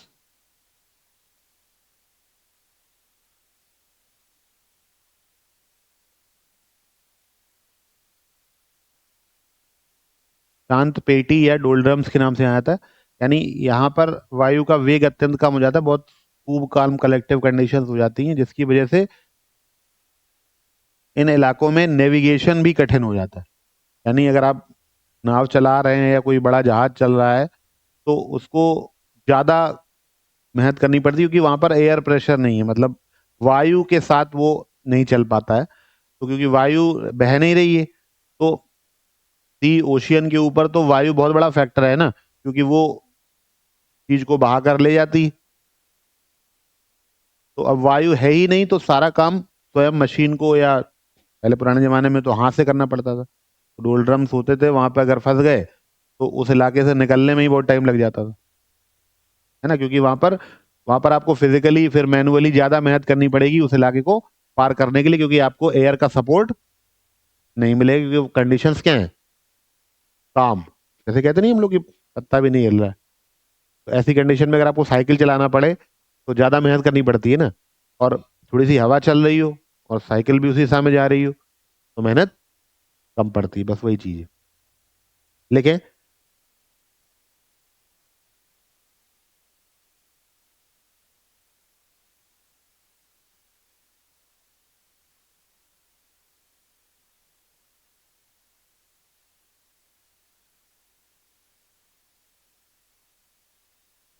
This is because, नई लाइन से, ये कूल का जो काम और कंडीशन, इसका कारण क्या है, लिखिए। This is because the absence of surface, the absence of surface winds. इसका प्रमुख कारण सतही पवन का अभाव होना है। इसका प्रमुख कारण सतही पवन का अभाव होना है, full stop.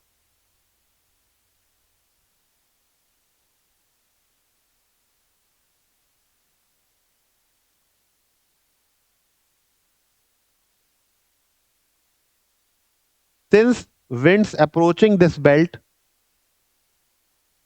since winds approaching this belt begin to rise near its margins, begin to rise near its margins. Thus, only vertical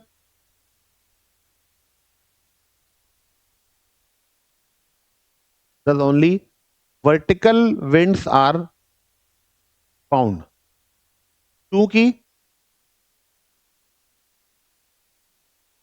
इस क्षेत्र में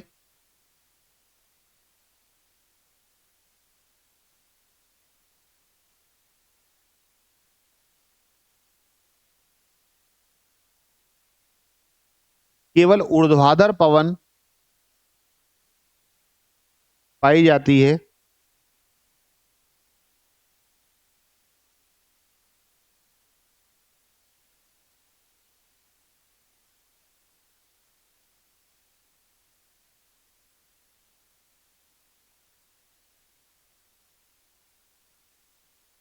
जो संवहन के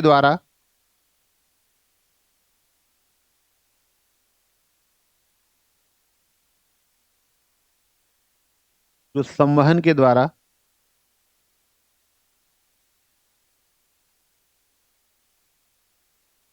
जलवाष्प को ऊपर की ओर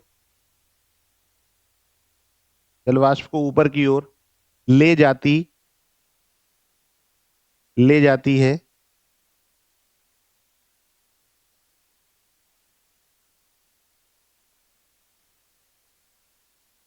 तथा वर्षा का कारण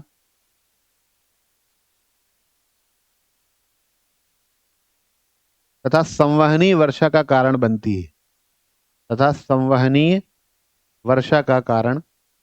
है These vertical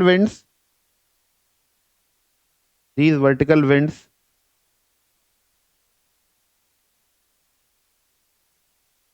carrying moisture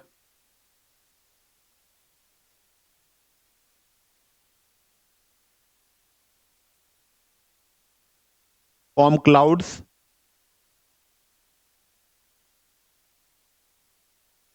and leads to thunderstorms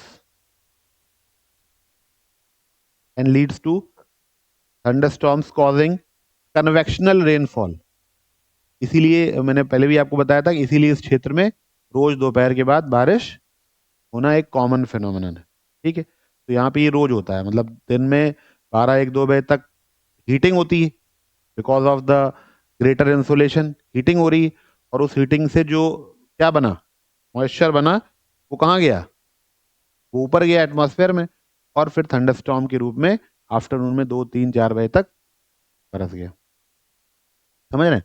तो ये कॉमन फिनोमिनन है because of this particular reason. यानी ये भी उसमें एक इसको एड करता है, क्योंकि क्योंकि एयर जो है वो ऊपर की ओर जा रही है, तो वहां पर प्रेशर क्या हो जा रहा है, लो. और जो अगर रेनफॉल पैटर्न की बात करें तो कन्वेक्शनल टाइप की रेनफॉल वहां पर पाई जाती है. हाँ, थंडर्स भी होते हैं, थंडर स्टॉर्म इसीलिए बोला गया है क्योंकि कई बार इस क्षेत्र में जो है भाई जब ऊपर की ओर एयर जाएगी तो बहुत सारा जो चार्ज है या जो आयंस हैं, जो पार्टिकल्स हैं, वो भी ऊपर की ओर जाते हैं. जलवाष्प है काफी मात्रा में, तो थंडरिंग भी काफी मात्रा में होती है, इसे थंडर स्टॉर्म्स भी बोला गया. In spite of high temperature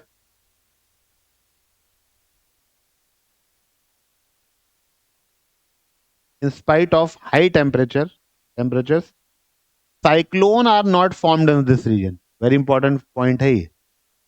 देखिए, उच्च ताप होने के बाद भी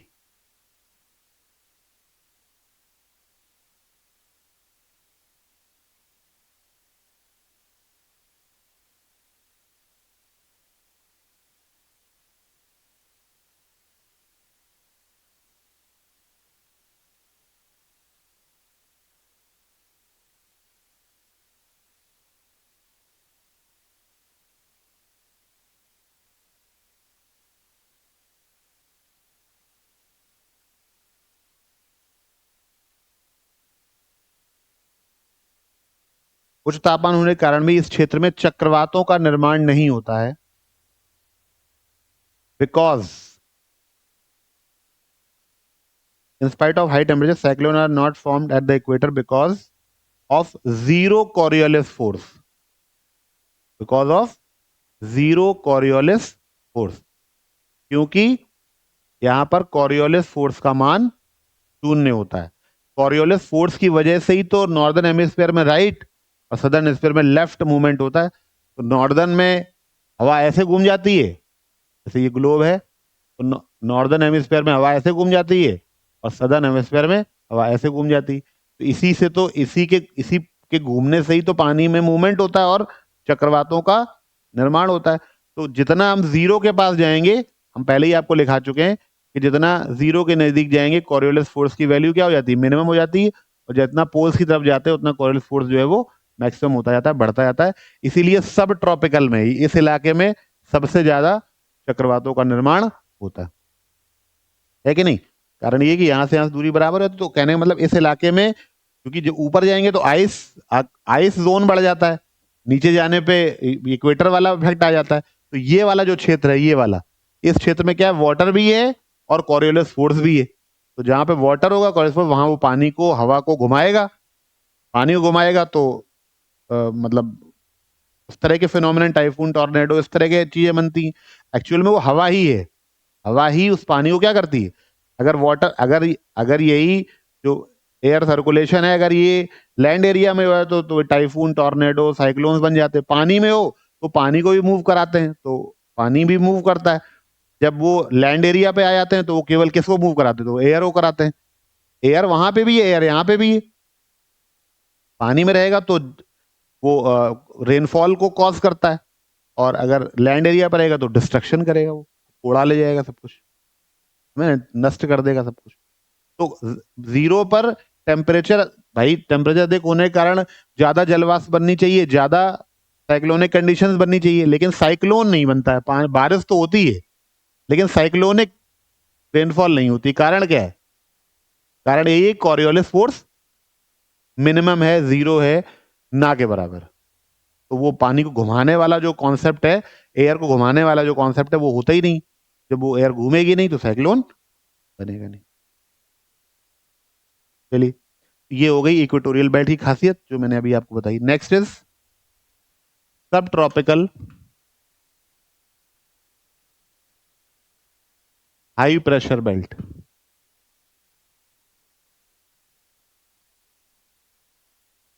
अब यहां पर हम दोनों के बारे में पढ़ेंगे एक साथ, नॉर्दर्न की भी और सदर्न की भी।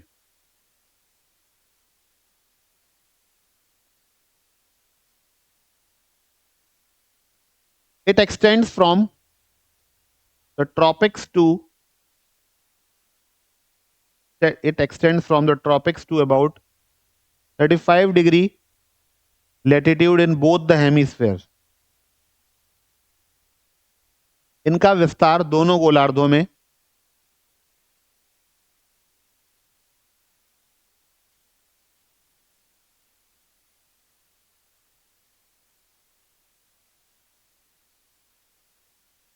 5 से 35 डिग्री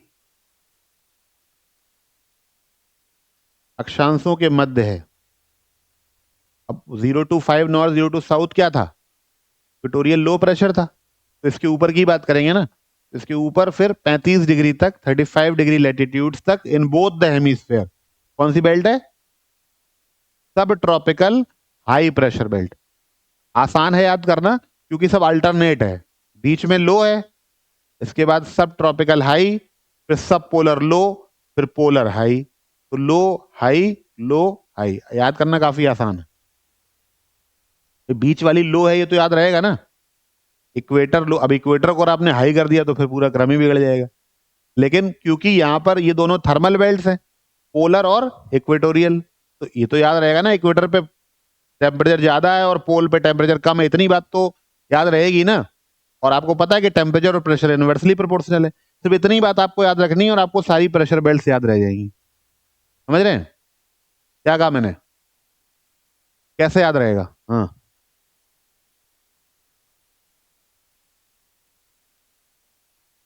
क्यों आएगा लो, कॉरियोलिस फोर्स की वजह से वहां पर जो है लो प्रेशर है।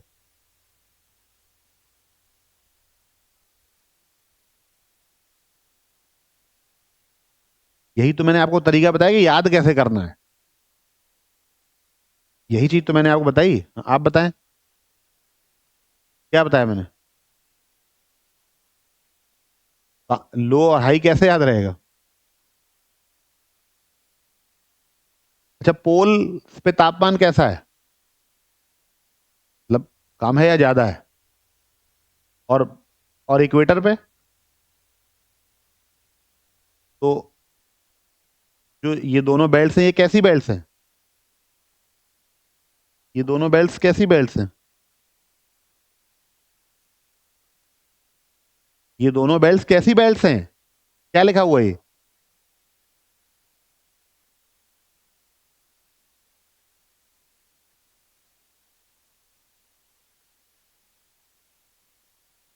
हम्म।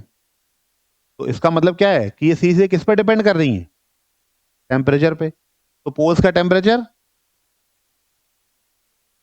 इक्वेटर का टेम्परेचर। तो हाई टेम्परेचर जहां होगा वहां प्रेशर क्या होगा, और जहां टेम्परेचर लो है वहां प्रेशर क्या होगा? तो इक्वेटर का प्रेशर कैसा होगा? बस यही तो पूछना था, यही बताना था मुझे कि आपको ऐसे याद रहेगा। और दूसरी चीज मैंने बताई कि अगर आपको ये दोनों याद है कि इक्वेटर पे लो है और पोल्स पे हाई है, तो बीच में अल्टरनेट है, इक्वेटर लो, उसके बाद सब ट्रॉपिकल हाई, उसके बाद सब पोलर लो, फिर पोलर हाई। तो लो हाई, लो हाई, दोनों गोलार्ध में बस यही है, तो आपको याद करने में आसानी। लेकिन वही वाली बात कि शुरुआत तो कहीं ना कहीं से होगी ना, तो शुरुआत नहीं गड़बड़ होनी चाहिए। अब आपने इक्वेटर पे अगर हाई प्रेशर कर दिया तो पूरी कहानी। तो आपको एक चीज तो कॉन्सेप्चुअल याद रखनी है कि क्योंकि इक्वेटर पे टेम्परेचर ज्यादा है तो प्रेशर क्या होगा, कम, यानी लो। तो लो के बाद फिर आएगा सब ट्रॉपिकल हाई, फिर सब पोलर लो, फिर पोलर। समझ में आ रही? अब लिखेंगे the sub tropical high pressure belt. तो ये जो है इनका विस्तार कहां से कहां तक है, ट्रॉपिक्स से लेकर 35 डिग्री लैटिट्यूड तक इन बोथ द हेमिस्फीयर, दोनों गोलार्धों में 5 से लेकर 35 डिग्री अक्षांशों के मध्य इनका विस्तार है। दूसरा point, it is not thermally induced.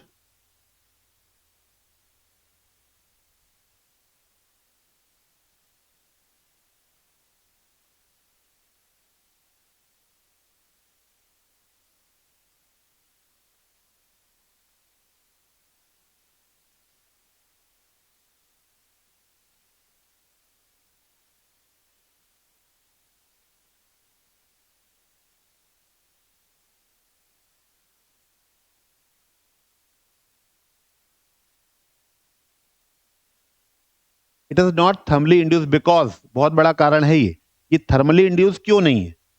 एक तो कारण ये है कि यहाँ पे एयर सबसाइड करती है, इसलिए हाई प्रेशर बेल्ट, जो लो प्रेशर एरिया से जो हवा उठती है वो गिरती कहाँ है, इस सब ट्रॉपिकल रीजन में नीचे आती है, तो डायनामिक बेल्ट हो गई। दूसरी बात एक और है, दूसरी बात इंपॉर्टेंट एक ये है कि यहाँ पर एक और परिघटना ये होती है कि because this zone to to इस जोन में ठंड भी पड़ती है और इस जोन में तापमान भी होता है, तो केवल तापमान यहाँ पर फैक्टर नहीं है इस इलाके में।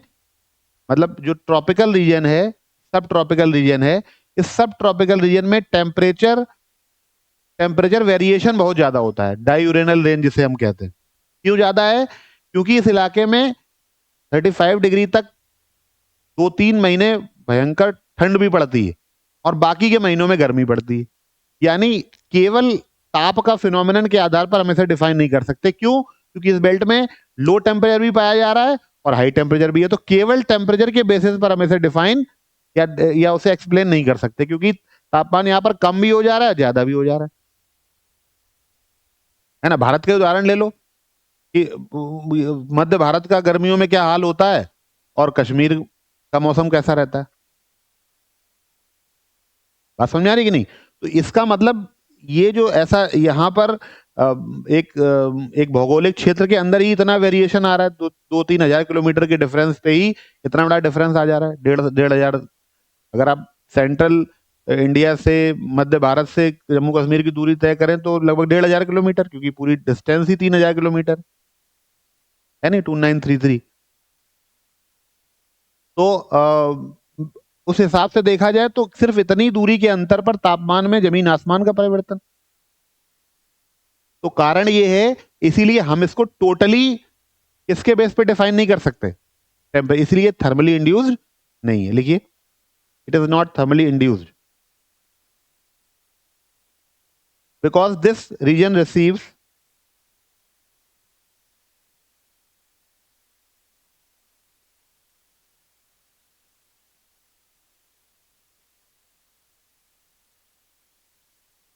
because this region receives fairly high temperature as well as 2 to 3 winter months। क्योंकि यह क्षेत्र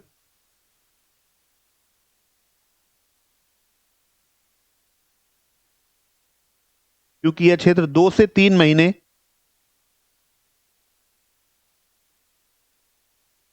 की शीत ऋतु के साथ साथ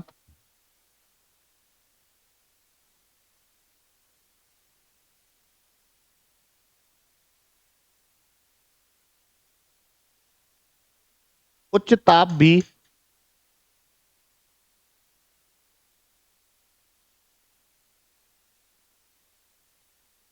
प्राप्त करता है।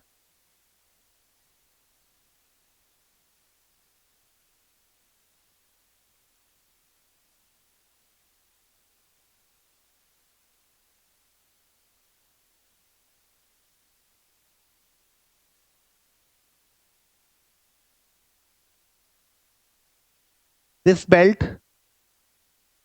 owes its origin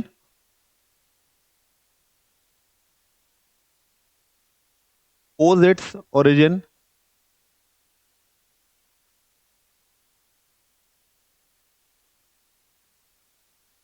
this belt owes its origin due to or origin to the rotation due to मत लिखो, to the rotation of the earth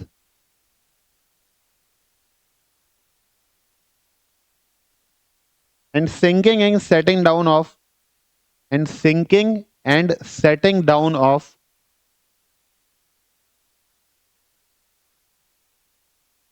winds।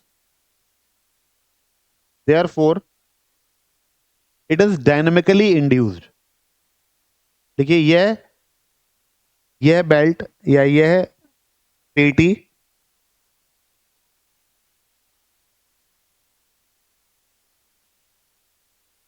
पृथ्वी के परिक्रमण से उत्पन्न है,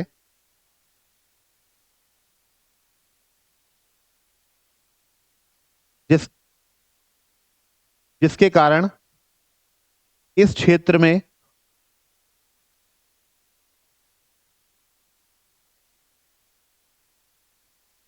वायु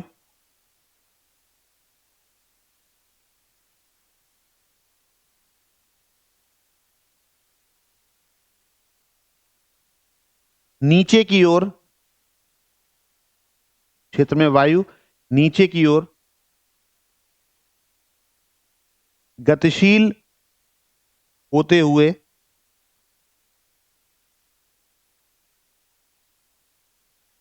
उच्च वायुदाब उत्पन्न करती है। अतः यह एक गति प्रेरित पेटी है। अतः यह एक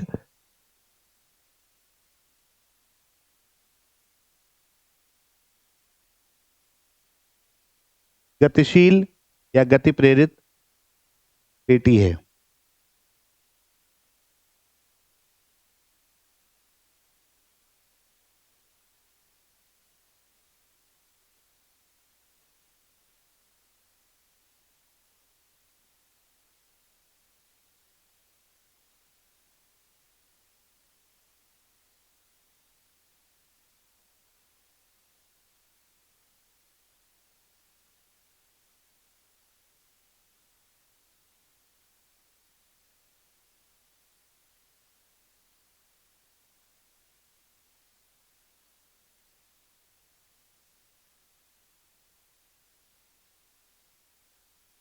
This zone is characterized by anticyclonic conditions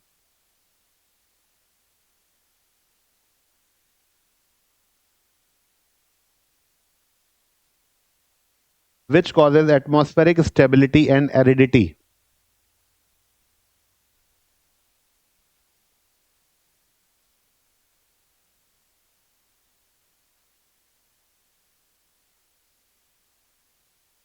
यह क्षेत्र प्रति चक्रवातों की वजह से या प्रति चक्रवातों की परिस्थितियों के कारण जाना जाता है।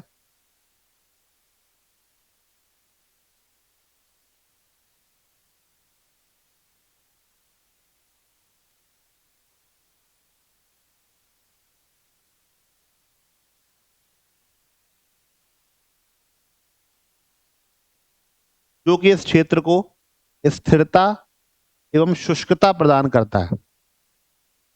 Stability and aridity. यही कारण है कि विश्व के कई बड़े मरुस्थल 25 से 35 डिग्री अक्षांशों के मध्य पाए जाते हैं।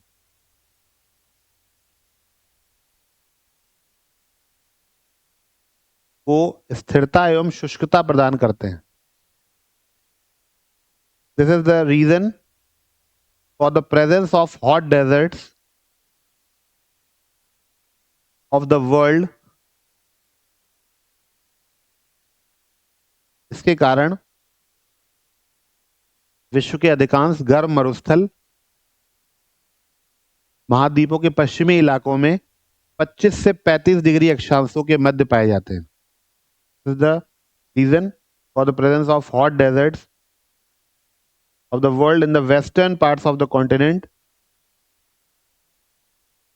in a zone extending between 25 degree 25 degree to 35 degree in both the hemisphere. यही कारण है के कारण विश्व के अधिकांश ग्रीष्म मरुस्थल या शुष्क मरुस्थल महाद्वीपों के पश्चिमी किनारों पर 25 से 35 डिग्री अक्षांशों के मध्य पाए जाते हैं।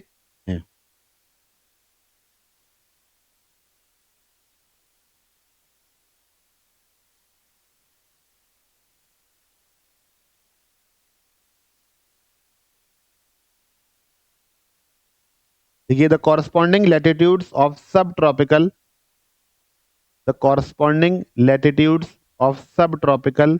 High pressure belts the corresponding latitudes of subtropical high pressure belts are also known as horse latitudes.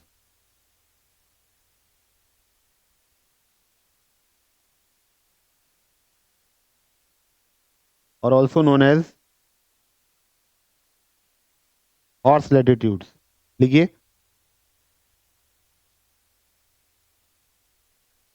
इस पेटी में पाए जाने वाले अक्षांशों को अस्त अक्षांशों के नाम से भी जाना जाता है। अस्त अक्षांशों के नाम से भी जाना जाता है। अब समझिए बात ध्यान से, ये कैसा जोन है? ये कैसा जोन है? High pressure zone. तो जब ये हाई प्रेशर जोन ओशियंस के ऊपर क्रिएट होता है तो क्या करता है? ओशियंस में जो मूवमेंट करने वाले जो शिप्स होते हैं उनको चलने से रोक देता है। चलने से रोकने का मतलब समझ रहे हैं? प्रेशर ज्यादा है तो शिप को मूव करने में क्या होगी? प्रॉब्लम होगी। और यही इनको हॉर्स लैटिट्यूड नाम देने के पीछे क्या है? कहानी इन द सेंस एक पुरानी घटना है। क्या होता था कि जब इस लैटिट्यूड में पुराने समय में जब शिप्स फंस जाते थे, वो शिप्स जो मैनुअली चलाए जाते थे, सैकड़ों गुलाम और जो दास होते थे वो जहाजों पे होते थे और वो चप्पू चलाते थे। आपने पुरानी कुछ मूवीज देखी हो इस तरह, क्रांति टाइप वाली मूवीज, याद आ रहा है कि नहीं, कि नीचे वाले हिस्से में मजदूर होते थे और दास होते थे, उन्हें उल्टा सीधा कुछ भी खाने पीने को नहीं दिया जाता, तो जो मर जाए उसको उठा के फेंक देते थे बाहर, है कि नहीं। तो क्या होता था, जब जब सामान या जो उस समय के जो कच्चा माल, जो रॉ मटेरियल्स, जो ट्रेड होता था, वो इन्हीं शिप्स के थ्रू होता था। तो क्या होता था, अगर ये शिप इन हॉर्स लेटीट्यूड में फंस गया, तो अब क्या होता था, ज्यादा मेहनत करनी पड़ती थी और मूवमेंट ऑफ शिप जो है वो कम हो जाता था। मेहनत ज्यादा, मूवमेंट ऑफ शिप जो है वो कम। उसकी वजह से क्या होता था, उसकी वजह से ऐसा लगता था कि जहाज का वजन बढ़ गया है। क्या लगता था, जहाज का वजन, यानी अब उसको चलाने में मेहनत ज्यादा पड़ती थी, ज्यादा दिक्कत होती थी, और ऐसा लगता था कि वजन बढ़ गया। कई बार तो कई कई दिनों तक जहाज, जब तक कि थोड़ा सा एयर मूवमेंट ना हो, तब तक जहाज इन इलाकों में फंसे रहते थे, पूरे दिन चलाओ और थोड़ा सा आगे बढ़े। ऐसे में तो जो चला रहा है वो तो, उसकी तो हालत ही खराब हो जाएगी। और उनको कोई ऐसा तो कोई पोषक पदार्थ तो मिलते नहीं, तो उन्हें जो जिंदा रखा जाता था किसी तरीके से, वो तो गुलाम होते थे, वो यही करने के लिए होते थे।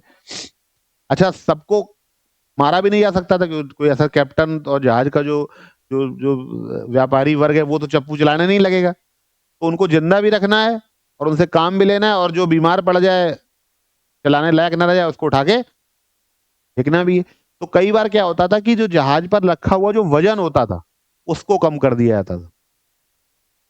अगर उनको भाई उसमें एक आध को फेंक दोगे, सबको तो उठा के फेंक दोगे, फिर जहाज कहाँ जाएगा, कैसे चलेगा। तो एक मजबूरी भी थी कि उनको जीवित भी रखना। तो क्या होता था, जब ज्यादा फंस जाते थे ऐसे हॉर्स लेट्यूड में, तो जो ट्रेड हो रहा होता, सामान जो ट्रेड होता था, उसी को उठा उठा के समुद्र में फेंक दिया जाता। तो उसमें कई बार क्या होता था, जो घोड़ों का व्यापार होता था, घोड़े लदे होते थे, उन घोड़ों को उठाकर पानी में फेंक दिया जाता था, जिससे कि क्या हो, जहाज का वजन क्या हो जाए, कम हो जाए, और ये आगे बढ़ जाए। Because of this reason, this latitudes are known as horse latitude. बात समझ आई। अश्व अक्षांश इसीलिए नहीं कहते थे, क्योंकि पुराने समय में इस तरह के, सिर्फ यहाँ पर अश्व की ही बात नहीं है, मैंने बताया कि सभी तरह का जो भी मटेरियल, या जो जैसे कहते थे कि जो माल लाद के ले जाया जाता था, उसी में से कुछ उठाकर फेंक देते, जिससे जहाज का वजन क्या हो जाए, कम हो जाए, तो उसको फिर आगे बढ़ना आसान हो जाए। और जैसे ही वो इनसे निकल जाता था, फिर वो हॉर्स रेडिट्यूड के बाहर फिर वो तेजी से गतिमान हो जाता था। बात समझ आ रही। तो ये कुछ इंपॉर्टेंट, मतलब उसका नॉमेनक्लेचर का रीजन।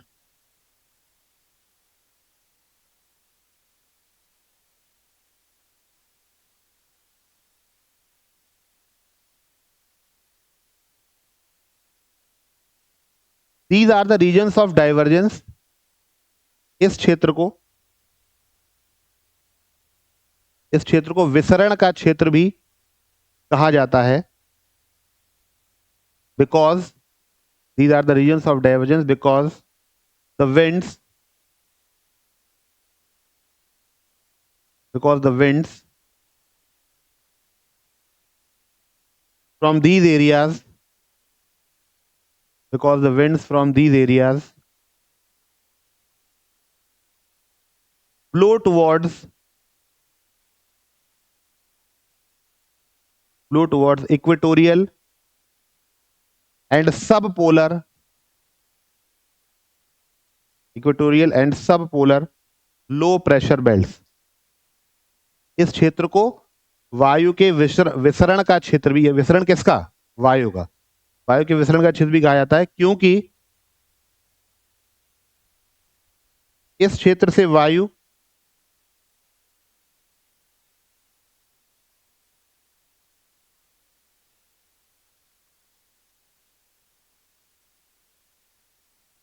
का विसरण